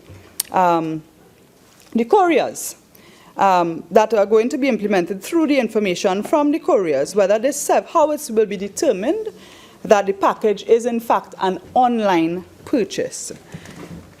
Madam President, as I am on the subject, we have had 1 year since the increase in VAT from 0% to 12.5% on hundreds of items. I trust that the government and the minister had the opportunity to review the results of that increase. I can tell you that for the ordinary citizen, the result is an extra strain on your pockets. The government listed, when they put the VAT back on some of those basic food items, in 2015, they expected the revenue from VAT was $7 million, as stated in the documents provided to us. $7 billion. In 2016, the amount estimated in last year's budget was $12 billion, which was almost double in terms of the amount the government calculated it would receive by increasing the VAT from 0 to 12%, 12.5% on all these items. However, it's been reported that the actual revenue coming in, again, was close to $7 billion, which was close to what was collected before the increase from 0 to 12.5%. In this year's budget, I see in the estimate of revenue that it's estimated close to around $8 million. $8 billion, my apologies. And so, Madam President, I am asking, on behalf of all the citizens and especially the poor and working class of this country, that since the total revenue from some of those basic items does not make such a big difference in the total revenues required to run this country, but it does make a big difference in the pockets of the average citizen, I am asking for the minister to reconsider the items that were removed from the zero-rated listing last year and reinstate as it was previous to that, and perhaps focus, as he has mentioned in last year's budget, on the holes in the buckets, the inefficiencies of the VAT collection that leads to the situation where even with a tremendous increase in VAT paid over the counter, there is very little increase in what is actually collected by the government. Very good. Madam President, Trinidad Express yesterday, October 20th, expect food price hikes, says the Supermarket Association president. And I'll just read 2 lines. Higher fuel prices mean higher transportation costs, and this cost may be passed on to the consumer. And this is exactly what President of the Supermarket Association, Dr. Yunus Ibrahim, is anticipating will happen with the recent 15% increase in the price of diesel. Later in the article, he says, we are in a low-margin industry where all profits are being eroded, and it is getting increasingly harder to run one's business, especially in a low-margin, high-volume industry such as ours. And increased transportation costs is not the only factor. Increases in corporation tax and other costs will affect not only supermarkets, but all businesses. He expressed a view that this may force many small supermarkets and other businesses to close down. Madam President, through you, I would like to ask the Minister to give consideration for those people who have to face all those other hikes and reconsider the items that are zero-rated. Madam President, I now move on to, as I mentioned the collection, and the Minister, even in last year's budget, lamented the inefficiencies in the rate of collection of the taxes. And I know that there were talks about the Revenue Authority. Madam President, we are reliably informed that officials of the IMF are here, and that they are holding discussions with officials of the Customs and Excise and the Board of Inland Revenue on the formation of the Trinidad and Tobago Revenue Authority. The Minister could perhaps be able to clear the air. He says it's his boy. He says it's true. It's true. He says it's true. All right, so the Minister over the floor is saying it's true, but I'm sure he could explain. He said that's his boys. He said that's his boys. Those are your boys? Is that so? He likes boys. He likes boys. Madam President, the proposal for the Trinidad and Tobago Revenue Authority under the Patrick Manning administration would have displaced hundreds of employees of the Board of Inland Revenue and the Customs and Excise Unit. Madam President, the Minister has indicated that his boys are here, and I wish to humbly ask whether this Revenue Authority, if you intend to go by way of contract employment, I want to know if... Senator Ameen, you have 5 more minutes. Thank you. I want to know whether the government is going to appoint directors, whether you have had any talks with the PSA, and Madam President, the firing of hundreds of workers, the displacement of these workers. We objected to it then under the Manning administration, and we opposed it now. Madam President, I am very passionate about people, and I have spent all of my adult life in local government. And Madam President, I just want to quickly touch on the failure of this government to have local government reform. I know that a date has been announced, and to the citizens of this country, what they want is their potholes fixed, their street lights working, the grass in the savannah cut, and the garbage picked up on time. Up to this morning, I heard an article on Power 102, a protest in Vance River, Vecini.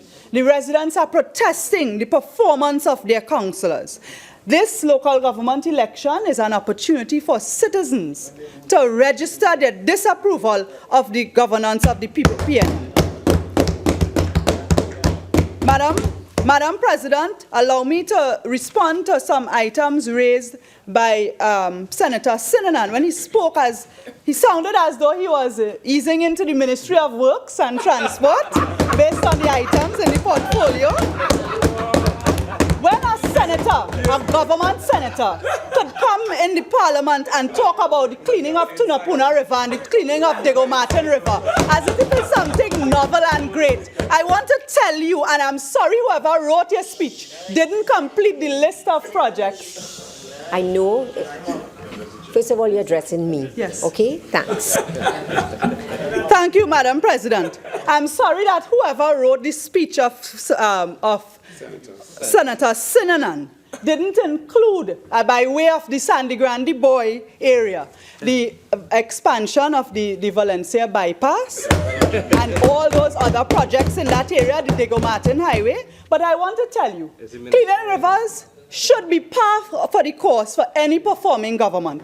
But what we have, the Ministry of Works, Madam President, was given $44 million for drainage from the Consolidated Fund. They spent $10 million, only 23%.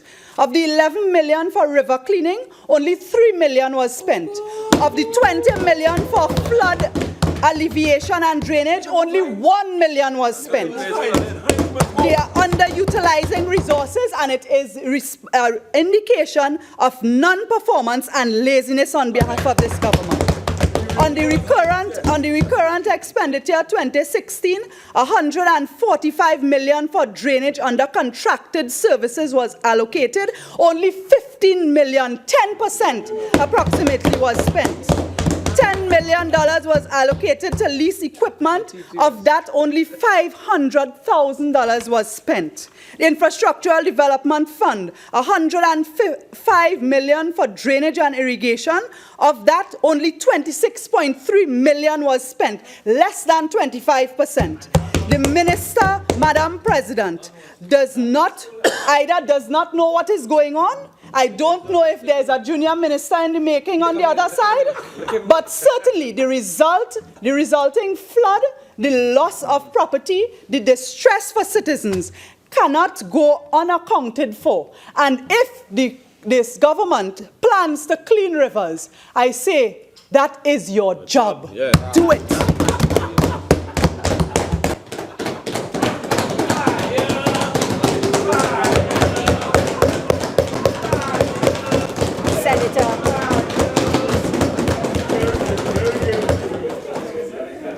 Senator Budhu. Let me just say, no, she's only before. Senator Budhu had asked and sought leave under Standing Order 4211, and I've granted it to her. Senator Budhu. Thank you very much, Madam President. It is always indeed a pleasure, honor, and privilege to stand before you to contribute in this honorable house. Once again. But, Madam President, before I go into the bulk of my presentation, I take this opportunity to respond to my colleagues on the other side as I sit here in disbelief. Quoting from Senator Mark, he said, PNM can't deal with economic challenges. There's no hope for this country. Our budget lacks consistency. Strangulation taking place is cutting and chopping. Madam President, I left here wondering if they are living in such a delusional world, or they are starting to believe their own tales. Well, let me remind you all, amidst the mess you all left us in, we were able to survive. That is what you should be telling the people of this nation. There was the removal for fees for persons over 60 years and older for driver's permits and passports. Madam President, we cut out wastage in the delivery of food cards. Madam President, it had people dead and buried and other wealthy people collecting groceries on behalf with the deceased ID card and with your tax-paying dollars, Madam President. All this has stopped after the Honourable Minister intervened and conducted an audit in her ministry. We have commenced the housing program under the AGC. We paid Carney workers outstanding money. Senator Small mentioned that persons are holding on the edge. Madam President, to assist the less fortunate, we propose to assist persons with 25% if their literacy bill is 300 or lower. We are outfitting and occupying our government buildings to reduce rental fees. Personal allowance has increased to $72,000. Madam President, Senator Mark then went on to say that the $500,000 allocated for the Prime Minister residence, that he's sure the cost will go up. But Madam President, we don't follow their approach. When they say something costing X, it's really X times 10, just like algebra. I now move on to Senator Solomon. Senator Solomon said that the boardwalk was deteriorating under the PNM. In 1 year, really? 1 year? I went there last week, and the boards were really raising.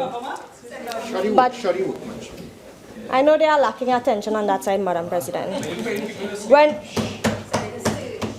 I really went there last week, but the boards are rising, but there were poor work.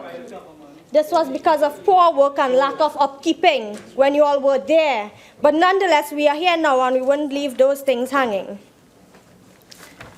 To Senator Richards, you mentioned something about special education. The Ministry of Education do have a special education school-based intervention.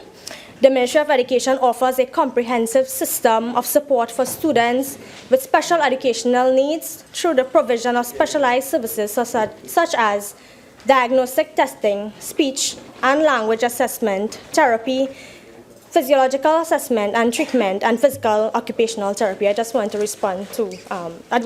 address that. As for Senator Ameen, I will respond to you later on in my contribution. And I just want you to know that no one writes our speech on this side. We are intelligent on this side. And we would be here for the next 20 years and more.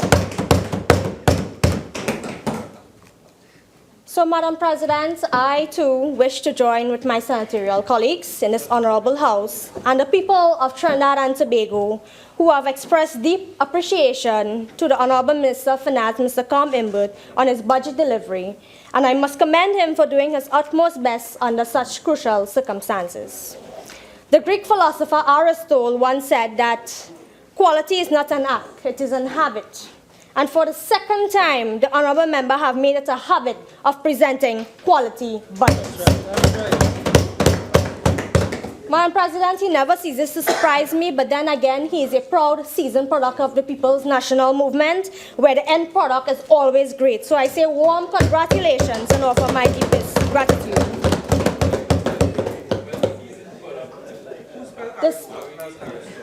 Despite the rant and the rave, the misbehavior, and numerous speculations. Senator Budhu, just have a seat. Please, please, can we listen to the Senator in silence? And I'm hearing comments up here, some of which are unkind. So if you want to make those comments audibly and discuss them, please leave the chamber. Senator Budhu. Thank you very much, Madam President, for your protection. Despite the rant and the rave, the misbehavior, and the numerous speculations and wild and unsubstantiated allegations of our government prior to the reading of the budget, and they're still doing it, that gas going up, food card and pension going to cut, utility rates going sky high, frightening the population, causing unnecessary panic. Madam President, we have proved the mischief makers wrong. Instead, Madam President, we have brought relief to the most vulnerable. Madam President, this budget is well accepted by our citizenry, a budget so well developed that the entire population can breathe a bit. Madam President, we know in Trinidad and Tobago know it's not business as usual. The last fiscal year brought us numerous economic challenges arising from a drastic fall in collectible revenue, cash flows, and fiscal deficits. It's no secret on assuming office in 2015, we had been pursued by financial problems wrapped around the collapse in the oil and gas prices. Many oil-exporting countries like Trinidad and Tobago rely on revenue from oil production to fund government spending with an aim to develop one's country. But with the falling oil prices, only earned us budget deficit, social problems, and pressured us to higher taxes and government spending cuts. It was time for us to evolve and further diversify our economy, and hence the reason we are here to make short to medium sacrifices in order to turn the ship around. But Madam President, I must say we have done an enormously fantastic job in steering this country in the right path. We knew we had mobby pockets, so we didn't go buy champagne. We didn't run this country in autopilot. Every decision we made was an end product of proper consultation. We held national consultation on local government. We had national consultation on labor. We held national consultation on sports. And we had national consultation on education. And we will not stop here. Madam President, as someone once said to me, performance is personal before it is organizational. None of us here work in a vacuum, and our approach to boost performance requires productive relationship with our peers, our leader, and most importantly, our community at large. So, Madam President, we ensure that those who are significantly vulnerable in society don't feel pained, as all of us will participate equitably. We have taken steps to restore confidence. We have taken steps to rebuild trust by delivering some of the policies and programs put forward in our manifesto, which is now government policy to restructure and stabilize our economy amidst turbulent times. But, Madam President, we cannot do this alone. We need to work together, every man, every woman, every child, to increase our level of productivity and to heighten our level of engagement. A matter of fact, Madam President, there is nothing that can help us endure dark times except our faith. These are the times which demand that we as people work assiduously to overcome our differences and to find a common ground upon which we can stand if we are to build meaning and purpose and to set achievable goals which remind our prosperity that in spite of my message for the nation is that let us not get hopeless, but my message for the nation is that let us not get hopeless, but rather get busy living, because challenges and uncertainties are unavoidable. So my theme for today is let's go ahead with what works. Now, Madam President, our system provides diverse and very real opportunities for our people to empower themselves for the future. And one of these opportunities is a good education. Human beings today need to have a specific set of skills to survive in this competitive world. A matter of fact, Madam President, education is the backbone of any country. It is the birthright of every citizen. You see, Madam President, inventions are now part of everyday life. To understand, to acquire skills, to decide between right or wrong, education is a must as it helps polishing skills.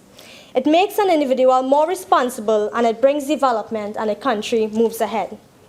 This government believes a literate nation is a marching nation. From health advances and agricultural innovations to efficient public administration and private sector growth, we will continue to unleash the potential of the human mind.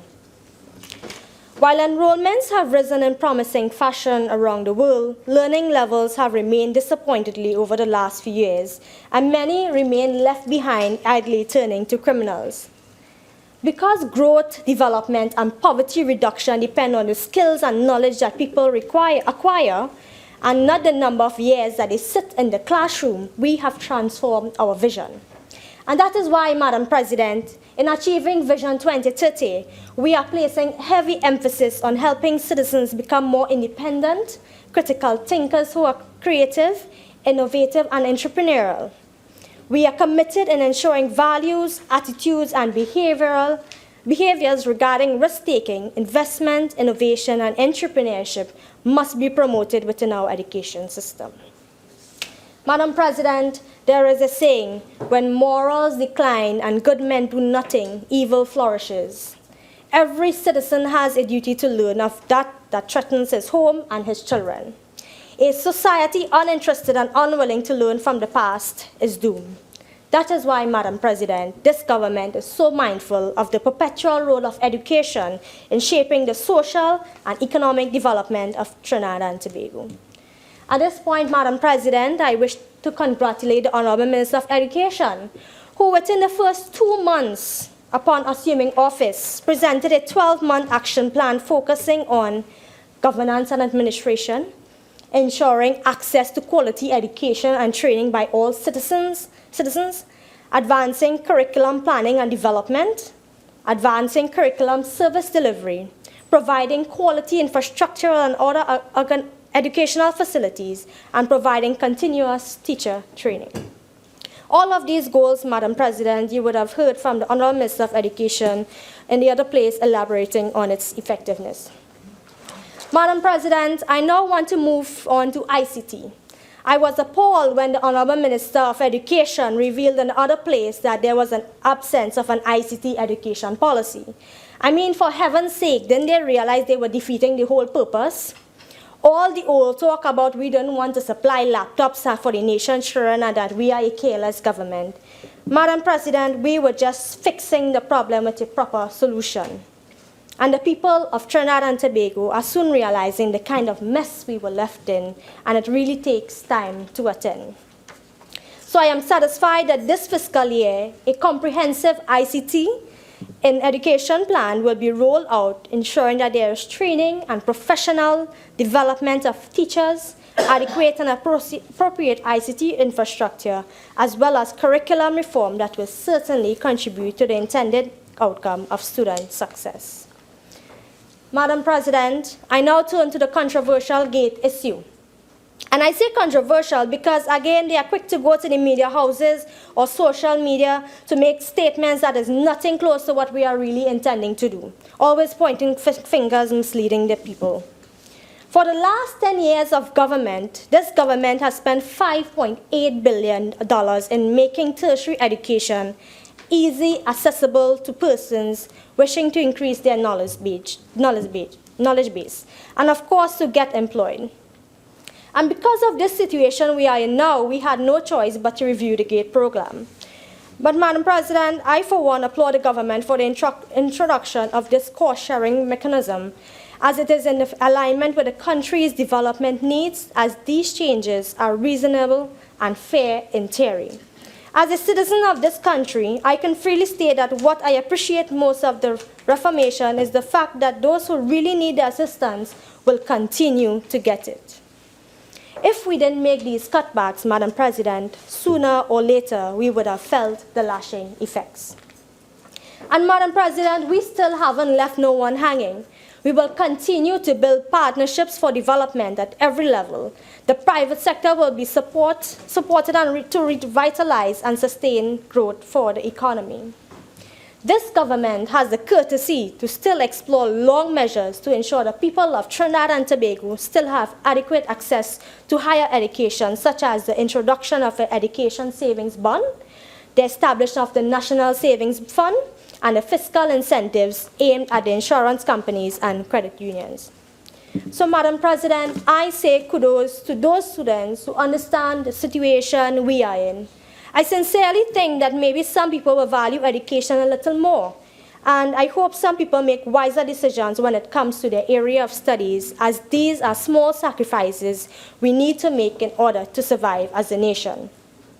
As we look down back history, we become appreciative of all that we have now. Hence the reason, Madam President, I support my government idea to ensure that Trinidad and Tobago rich history be taught in our schools. There is a quote by Robert Penn Warren that states that history cannot give us a program for the future, but it can give us fuller understanding of ourselves and our common humanity so that we can better face the future. Madam President, permit me to read from an article from a Daily Express dated Wednesday, 12 October 2016, page 4. And the article read, former Education Minister has slammed the $84.3 million cut in school feeding program. The honorable member in the other place then went on to ask, does it mean that they are not going to give breakfast to students, or are they cutting their meals? Madam President, I can only imagine the amount of sour feeling. You know that sour feeling you just get by your throat when you start to begin to feel hopeless? That is the feeling the people of this nation probably get after reading that statement. Madam President, though there has been a decrease in the figure, it doesn't mean that we are going to take away food from one's mouth. We are just going to manage it properly with what we have. So, Madam President, let us not be troubled by the old talk. Madam President, I now want to shift my focus to sport and youth affairs in this country, as I myself is considered a youth. According to the National Youth Policy for Trinidad and Tobago, it is estimated that there are approximately 450,556 young people between the ages of 12 and 29 in Trinidad and Tobago, representing some 34.2% of the national population. And we have gathered that one of the key connectors for youth has been the field of sports. It is evident that sports shape and maintain social values and are held in high regard, such as hard work and fair play, self-discipline, sacrifice, and commitment to oneself and another. Research documents have proven sport participation can lead to greater health and well-being, as well as social, emotional, moral, physical, and psychological development. In short, Madam President, sport has the potential to contribute to positive development and stability of both individuals and society as a whole. So in light of this, our government acknowledges that each young person has a purpose in life, and our role as government is to help reveal that purpose. We firmly believe that our youths should be active drivers and not just passive recipients of the development process. This is why, Madam President, our Honorable Minister of Sport, constant endeavor is to work for the empowerment of the youth of this nation rather than the past administration who ran wild with our funds and have the audacity to state that there is a lack of opportunities for young people. They left the Brian Lara Stadium to rot. Same thing with the Diego Martin Recreation Ground, the Chatham Youth Development and Apprentice Center, and don't talk about the live sport fiasco where there was financial irregularities. And the man of the center of the affair who received the 34 million had the audacity to say, Madam President, is a jiggle in the piggy bank. And then you all have to say that, or audacity to say that we have political spite. That just goes to say, Madam President, the kind of money they had at their fingertips. But Madam President, these nightmares will certainly be a thing of the past once they remain on that side. Madam President, we are a responsible government who want to give the young people a chance to become the best that they can be. And in doing so, the Honorable Minister of Sport have already paved the way for this. He has really reached out and communicated with the stakeholders involved, dealing with things in an open-minded way, and has been very enthusiastic.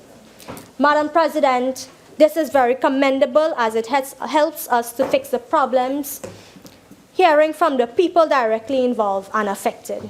I applaud the Honorable Minister for reviving all those unfinished projects that were left dry for 5 years.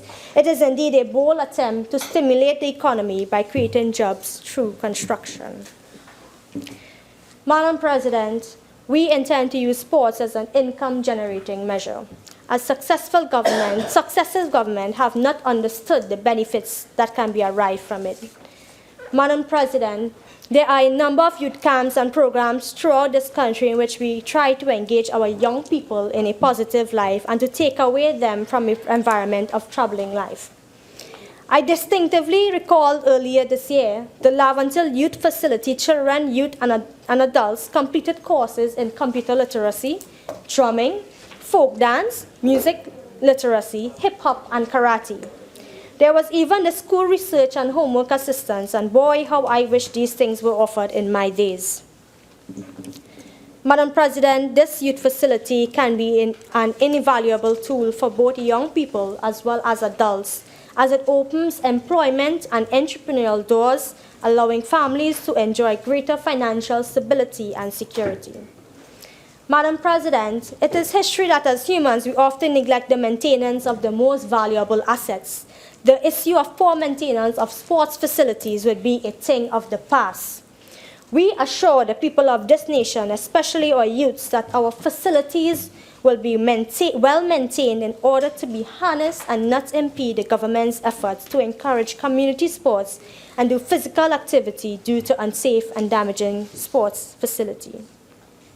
For the first time, Madam President, there would be a database that will oversee the maintenance of our facilities, analyzing information, and that shall help us make the right decision. Madam President, the National Tennis Court, Aquatic Center, and the Cycling Velodrome will be used to tap into the development and improving our sporting tourism. Taken together, all of these factors are likely to set the stage for sport and physical activity to flourish from the grassroots level, for serious and genuine pursuit of excellence to be practiced, and for the emergence of world-class athletes. In closing, Madam President, I am confident that we will succeed in transforming our vision into reality so that there is the greatest good for the greatest number. Though we are clearly beset by challenges on many fronts, we draw inspiration from the fact that we have been able to survive many diverse challenges already. This is not a government that rests on its laurel. On the contrary, we will rise each day to go forward into the world to do unfinished business that summons us with the cries and anguish of our urgency. We are always about the people. And I rest today because we have the vision, the compassion, the philosophical conviction, a cohesive team, and God's blessing to bring peace, prosperity to all our people. Madam President, I thank you and may God bless us. Senator Chote.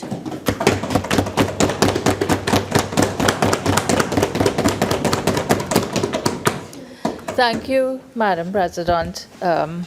Forgive me, I don't have any quotes from Aristotle to start with this afternoon, but I do have a few small points to make with respect to the presentation by the Minister, the Honorable Minister of Finance. I would like to thank Parliament's staff for distilling the information about which ministries got what amounts and so on, which was posted up on the Facebook page.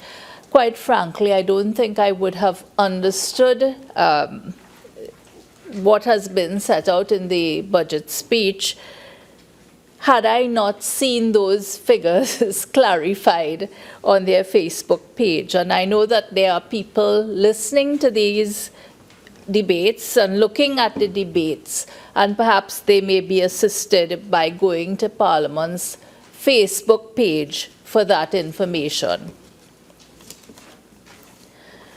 Now, when I got home last night, I learned that a man had died. He is the same man who Senator Ameen spoke about, and presumably he was a constituent of one of these ministers here or in the other place. According to reports, he was 37 years old, and there was a video accompanying the report about this man's death.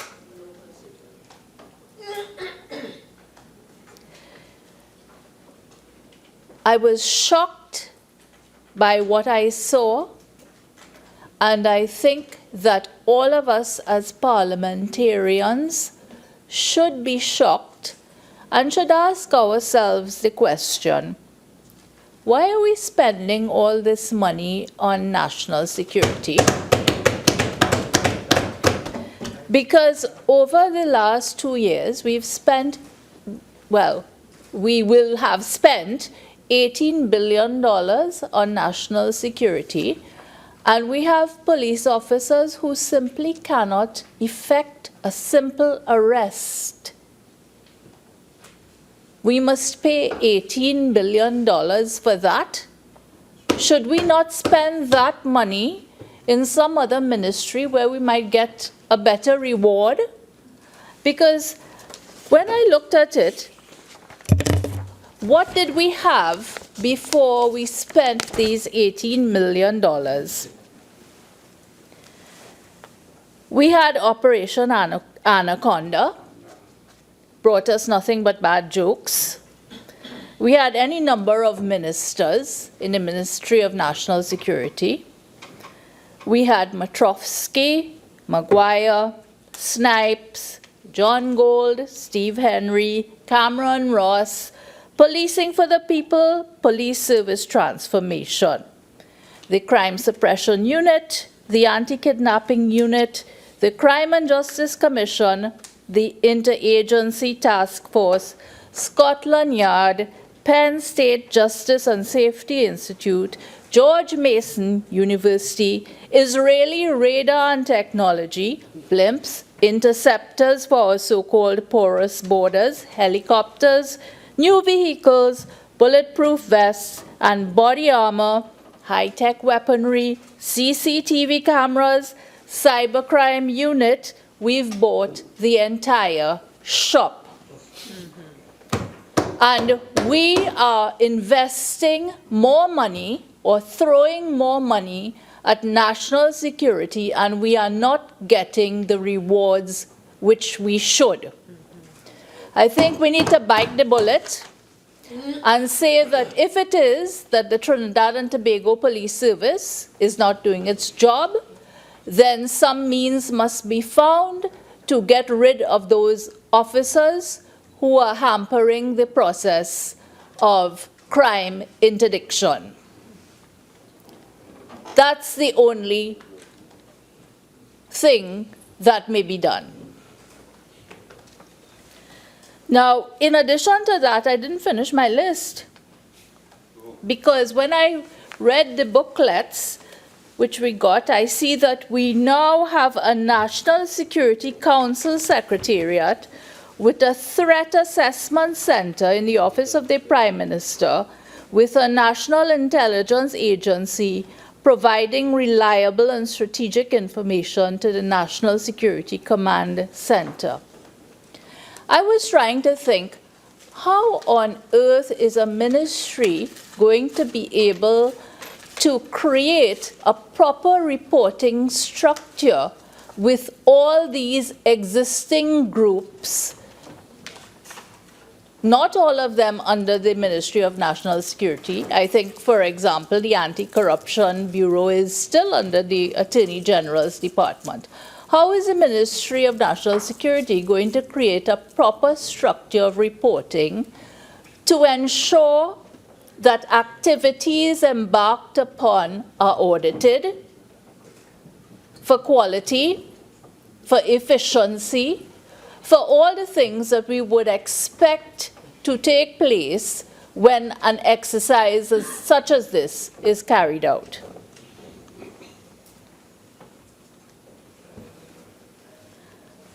I don't know what to say.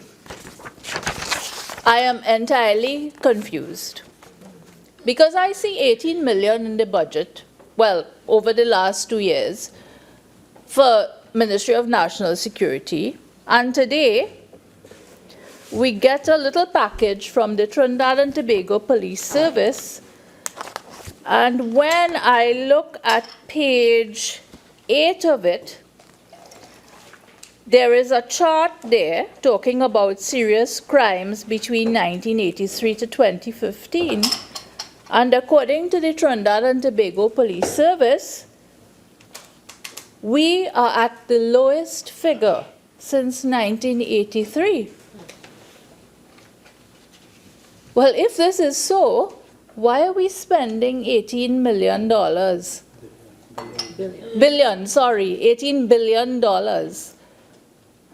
I simply can find no rhyme nor reason to help me to understand why so much money is being spent on the Ministry of National Security, which has not served any government over the last, I would say, 20 years in the manner in which it should.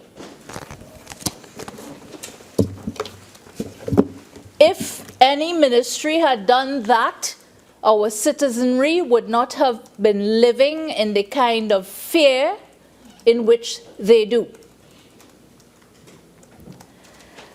When I looked at the Social Sector Investment Program document at page 43, I got some hope, because what this document is talking about is Trinidad and Tobago in the context of the Caribbean and its global competitiveness.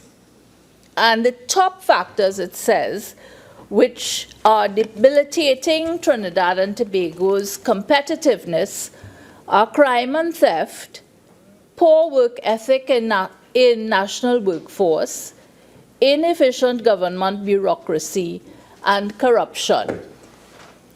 So I say to myself, well, if the Trinidad and Tobago Police Service is telling us that violent crime is down, then perhaps some of that money which was intended for them, because we already have all these wonderful things which have been purchased and are usable, how about if we transfer some of that money to dealing with these other issues which will enhance our competitive value within the Caribbean?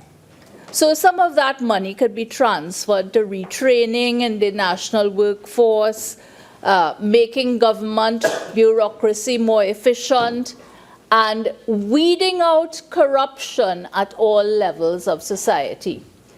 Now, in Parliament, we talk about corruption, and I think people get the impression that corruption is only for the big guys.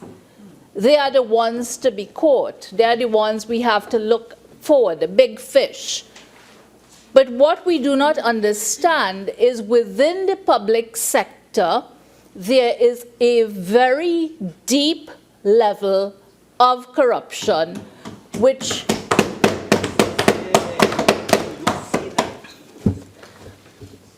takes place every day.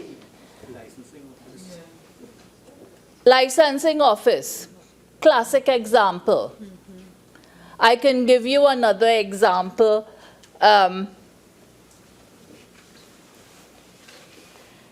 If you have ever tried to get a birth certificate, or if you have ever tried to get a deed stamped, it might shock you to find out what you have to endure. The Registrar General's Department is responsible for permitting documents to be stamped. A young attorney had to be called to the bar a few months ago. But before you file your documents in the High Court, you have to go and get the stamp duty embossed on it. There was a tent outside, and he had to arrive at 5 o'clock every day. Otherwise, he would not fall within the 10 people that that department decided to deal with on that day. Now, I am sure that dealing with 10 people in that office was not going to take up the day of one public servant or indeed the entire department. So it must be that this department was working on other matters. And I have found that generally speaking, it is miraculous how certain firms are able to get documents when individual practitioners cannot. And I think we have to address the fact that corruption within the public service is deep. Yes. I came across another example which really shocked me. It was a racket being run by a high-level civil servant of essentially ghost gangs within a ministry, within a government ministry. This is not what people talk about in the weekly press and so on. This is not what people talk about when they talk about CPEP gangs and names on lists and so on. I'm talking about a high-level official carrying out, I don't know, some sort of enterprise to have ghost gangs on the pay sheets of that ministry, with monies being paid out to persons who do not work for that ministry. So when we look at corruption, I think perhaps we need to forget about the big boys a little bit, because the way it looks to me, we are nowhere nearer getting to them than we were 10 years ago. So let's try to clean up our public service. Let's try to remind people that when they hold positions, they must work, they must do their work. They must do it ethically. They must do it fairly. They must do it for every citizen who comes to ask for their service or assistance, regardless of who they are or how they look. And I think if money has to be spent in retraining, it has to be spent in retraining people who have become used to, I don't know if it is disrespecting their workplace or the way in which they work, but they need to have some sort of ethical pullback. Now, I'm sure there are experts who could do this, who retrain, refocus, but that is exactly where I think money should be spent, because that causes considerable grief, this inefficiency, the waste. You go to a government department and sometimes you think that the person you're speaking to takes pleasure telling you that he or she can't help you or can't assist you to get what you want to get done. So I think that is something we need to focus on. It's marginally connected to crime, but certainly retraining of our public sector is a must. The last time we had it, I think it was in 1991. I recall, I think it was Gordon Draper, yes. Yes, who had caused some changes to be made. But I don't think that anything was nonsense. So I think the time is now. So let's take some money away from Ministry of National Security because they have all the goods. And why not put it into retraining?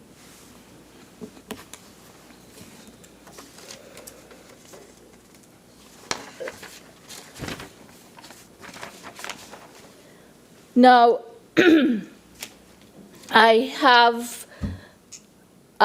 like to correct one little thing, and that is when Senator Ramkisoon spoke and was asking the question, when she was referring to the State Enterprises Investment Program, and she was asking the question, well, why are you embarking, or why is UDCOT embarking on new projects when there is a project of 292.31 million or something like that, which is still incomplete?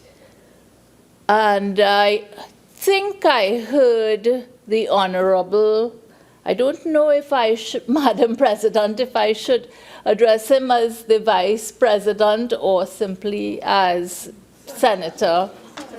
Senator De Freitas had suggested that that was the wrong figure, but no, when I looked at it, I checked, and it is there at page 85 of the document. So what Senator Ramkisoon had given us, the figure is actually quite correct. Thank you, Madam President, for allowing me to make that correction. Now, I think one of the things we need to do, and it's actually sort of connected with what Senator Budhu has just spoken about, we have to focus more on education. And I don't mean passing exams. I think our people need to be educated on how to become self-reliant. This is why when I saw that the legislation was being proposed to govern credit unions, I thought that was an excellent thing.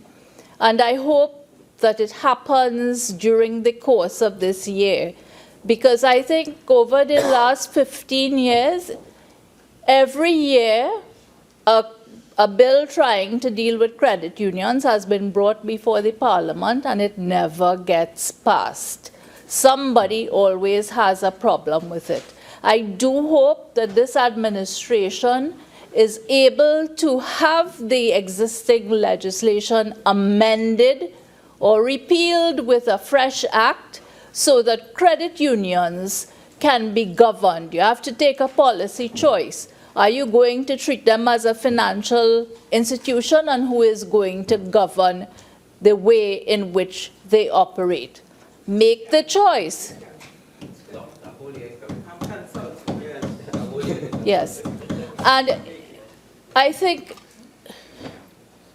revitalizing the credit union movement is significant because we can also use it in the schools. I remember being in primary school and we had the junior cooperatives and we were taught how to save by that simple practice. You got your little bank book and you were told what it was for and what you could use it for and that kind of thing.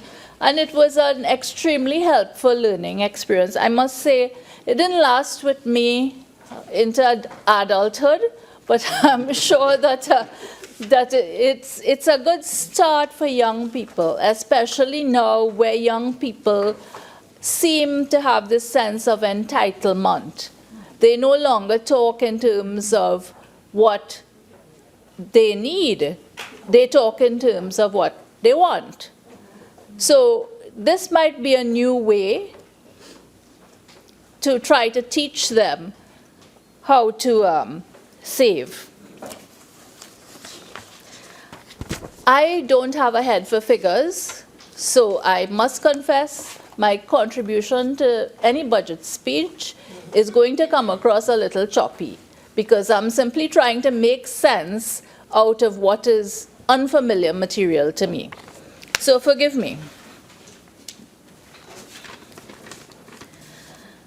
Now, there's one matter that affects the court system, and I would like, if whoever the minister is, that person may be able to address this issue.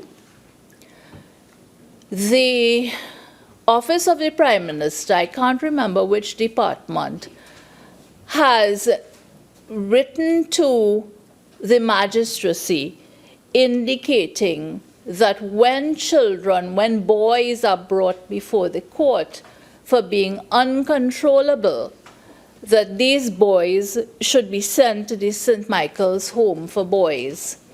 Now, I understand perhaps why that was done, because we know that there was considerable money spent on refurbishing of the St. Michael's Home for Boys. But the reality is this: there is no more room for boys at the St. Michael's Home for Boys. Boys are being brought back to the court with injuries. They are being brought back to the court in tears after having been attacked at the home. It has simply got out of control. So parents are now being told by the courts, listen, it is better you take your uncontrollable child home because I am not going to send him to St. Michael's. Now that's a very serious issue, especially when we want to talk about who is marginalized in society. And young men are in a sense the weak link. So let's see how we can shore them up, give them the protection, give them the confidence to achieve their true potential. Now, when Senator Roach spoke about disabled persons being left out of the budget presentation, I thought to myself, no, I'm going to read this to see what there is. Well, he is right. Page 135 of the document, Social Sector Investment Program, says this. The United Nations Convention on the Rights of Persons with Disabilities. It sets out what the UNCRPD does. It sets out the category, persons with disabilities. It doesn't even distinguish amongst the different kinds of disabilities that human beings suffer. Physical, mental, it's all in one group here. Let's see what the plan of action is. A plan of action to advance the inclusion of persons with disabilities, including the levels of physical and infrastructural access under Articles 9, 19, 24, 25, and 30 of the UNCRPD was established. In addition, a reporting matrix was developed to monitor and ensure continuous implementation of projects and programs regarding building and infrastructural access. All ministries represented on the committee are required to report quarterly. In particular, physical and infrastructural access have been improved in the following areas: schools, universities, hospitals, sporting and recreational facilities, tourism and leisure facilities, court buildings, public housing, and public libraries. Well, I could talk about one of all of these, and that is to say court buildings, and I'm pretty sure that there are very few court buildings which provide for access by disabled persons. I think I could count them on the fingers of one hand.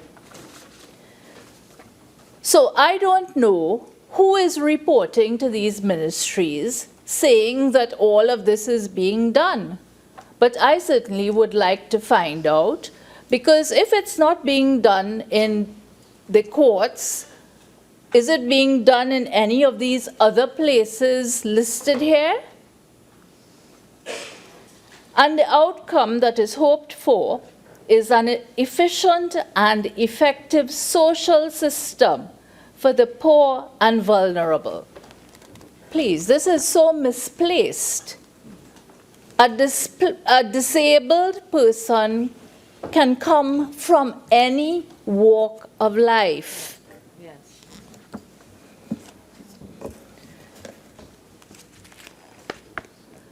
So I go to page 96, Disability Affairs Unit, Technical Vocational Center for Persons with Disabilities. It says the Disability Affairs Unit is dedicated to the inclusion and empowerment of persons with disabilities through implementation of targeted programs and activities in collaboration with key stakeholders.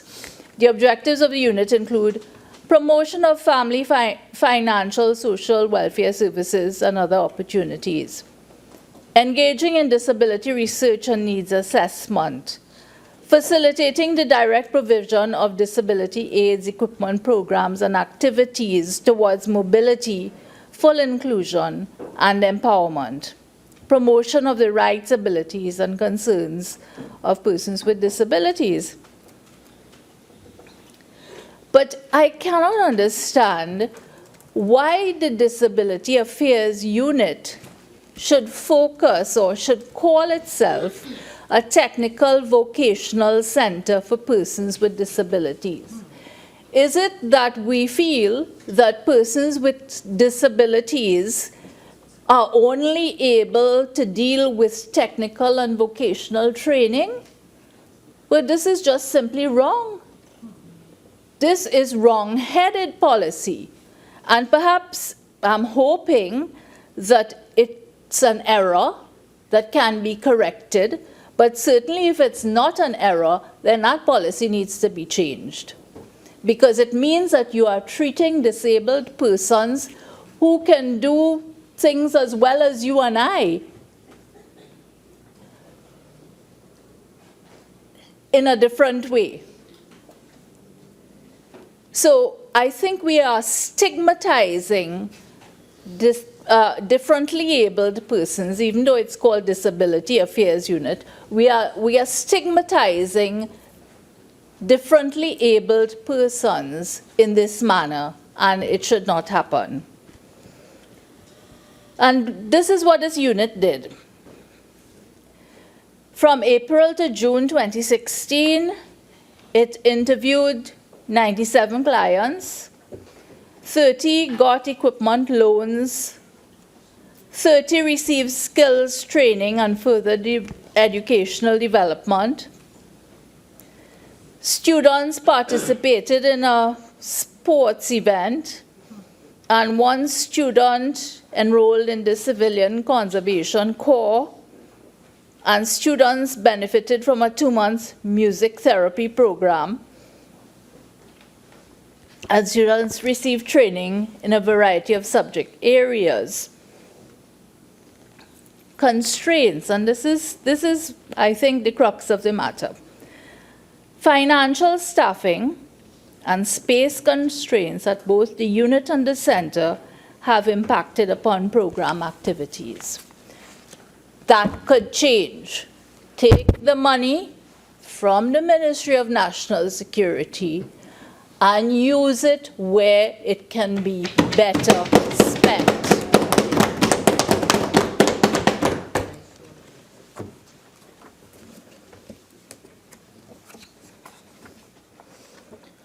Now, I also would like to briefly touch on page 66 of that same document, which deals with the strengthening of the justice system. I don't know if there was much input from the judiciary with respect to the information contained here, but certainly some of it is so hopelessly out of date. For example, the recommendation of a video conferencing facility at the remand yard prison in Golden Grove, that was a recommendation from 2003 from a report done by Mr. Justice Mark Mohammed. It's as old as that. We are in 2016. The other things that are listed here, construction of a new state-of-the-art facility for forensic laboratory and pathology services. Project is at the initial stage of acquisition of the land from the Commissioner of State Lands. Okay, all of that is well and good. But when we hear that we have only one properly qualified forensic pathologist in the country, I cannot understand why in the interim that has to be always the case. A few years ago, it used to be a forensic pathologist by the name of Dr. Chandulal, who did almost all of the high-profile autopsies. And now we have another highly qualified forensic pathologist. Why is it we always have one? Can't we offer employment to more than one forensic pathologist? And we are spending $18 billion on national security.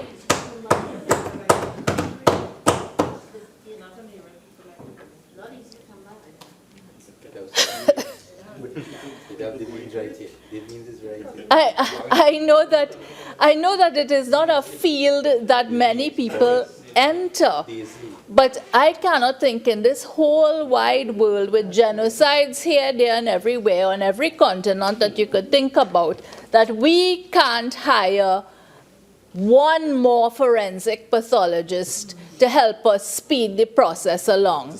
Because this is part of how you address your justice system.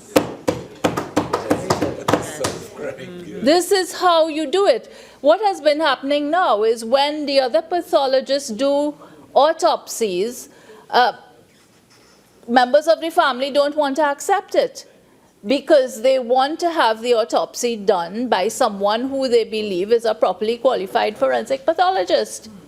I don't know what is so difficult about that.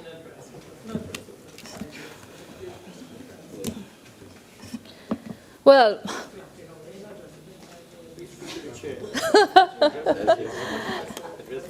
well, with all due respect, you know, when I looked at the figures for the two sides, the budget from the government and the budget from the former government. Yes. So this is a nice thing that I can end my contribution with. I looked at the first budget for the current opposition and the first budget for the government. There wasn't much difference. Oh my gosh, yeah. There was not much difference. So let's just stop the pretense that this one is doing something that that one didn't do, or that we have new ideas that you didn't have. I think anybody who can read can simply go to the Hansard and see that you are not poles apart in terms of policy and how you address issues. I think what happens is the difference would be the will to achieve what you want to achieve. That's the only difference. But I certainly do think, and it's perhaps a good thing for us to recognize, that you are not poles apart in terms of what you think is good for our country. So it's not a case of government and opposition constantly fighting. People are tired of that. If citizens can understand that some of the projects that you are carrying on with were projects implemented by the other administration and vice versa, then I think they would be much happier or feel a greater sense of satisfaction about the performance of their MPs. So, with that, I thank you, Madam President.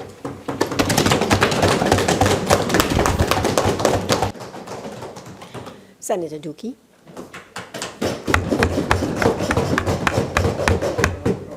Thank you very much, Madam President. I'm extremely delighted to have this opportunity to participate in this very meaningful debate as we engage the direction of Trinidad and Tobago.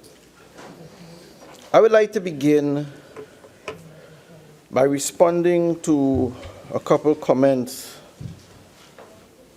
that came from those opposite. And it had been said by members of the opposition in this debate and elsewhere that this government and the People's National Movement as a whole lack vision. I want to place on the record, Madam President, that the People's National Movement is the only political party which had articulated, communicated, and documented a vision for the people of Trinidad and Tobago. I would like to remind us, lest we forget, of the People's Charter adopted by the inaugural conference of the movement on January 15, 1956, which highlighted the party's first vision for Trinidad and Tobago and outlined the party's fundamental principles and policies. And if you engage this document, Madam President, you would find PNM's vision regarding wages, social security, housing, infrastructure, the issue of self-government, including the bicameral system of government and the ministerial system of government that we have today. You would find PNM's vision regarding education documented for the first time, a fundamental policy of linking our education program and development to the political, social, and economic development needs of the country. And further, if you were to examine PNM's vision in 1956, you would find our first concept of industrial development and a party's and national philosophy and policy regarding labor. PNM vision from 1956. I also want to draw your attention, Madam President, to the Chaguaramas Declaration, also referred to as Perspectives for the New Society,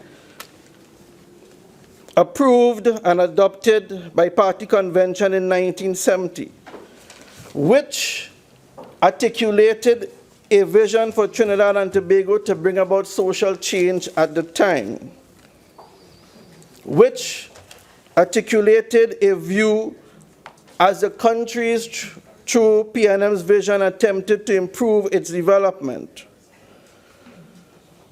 to bring about a heightened level of participation by our citizenry in the affairs of government in Trinidad and Tobago, recognizing that through education it was important. Senator Dookie.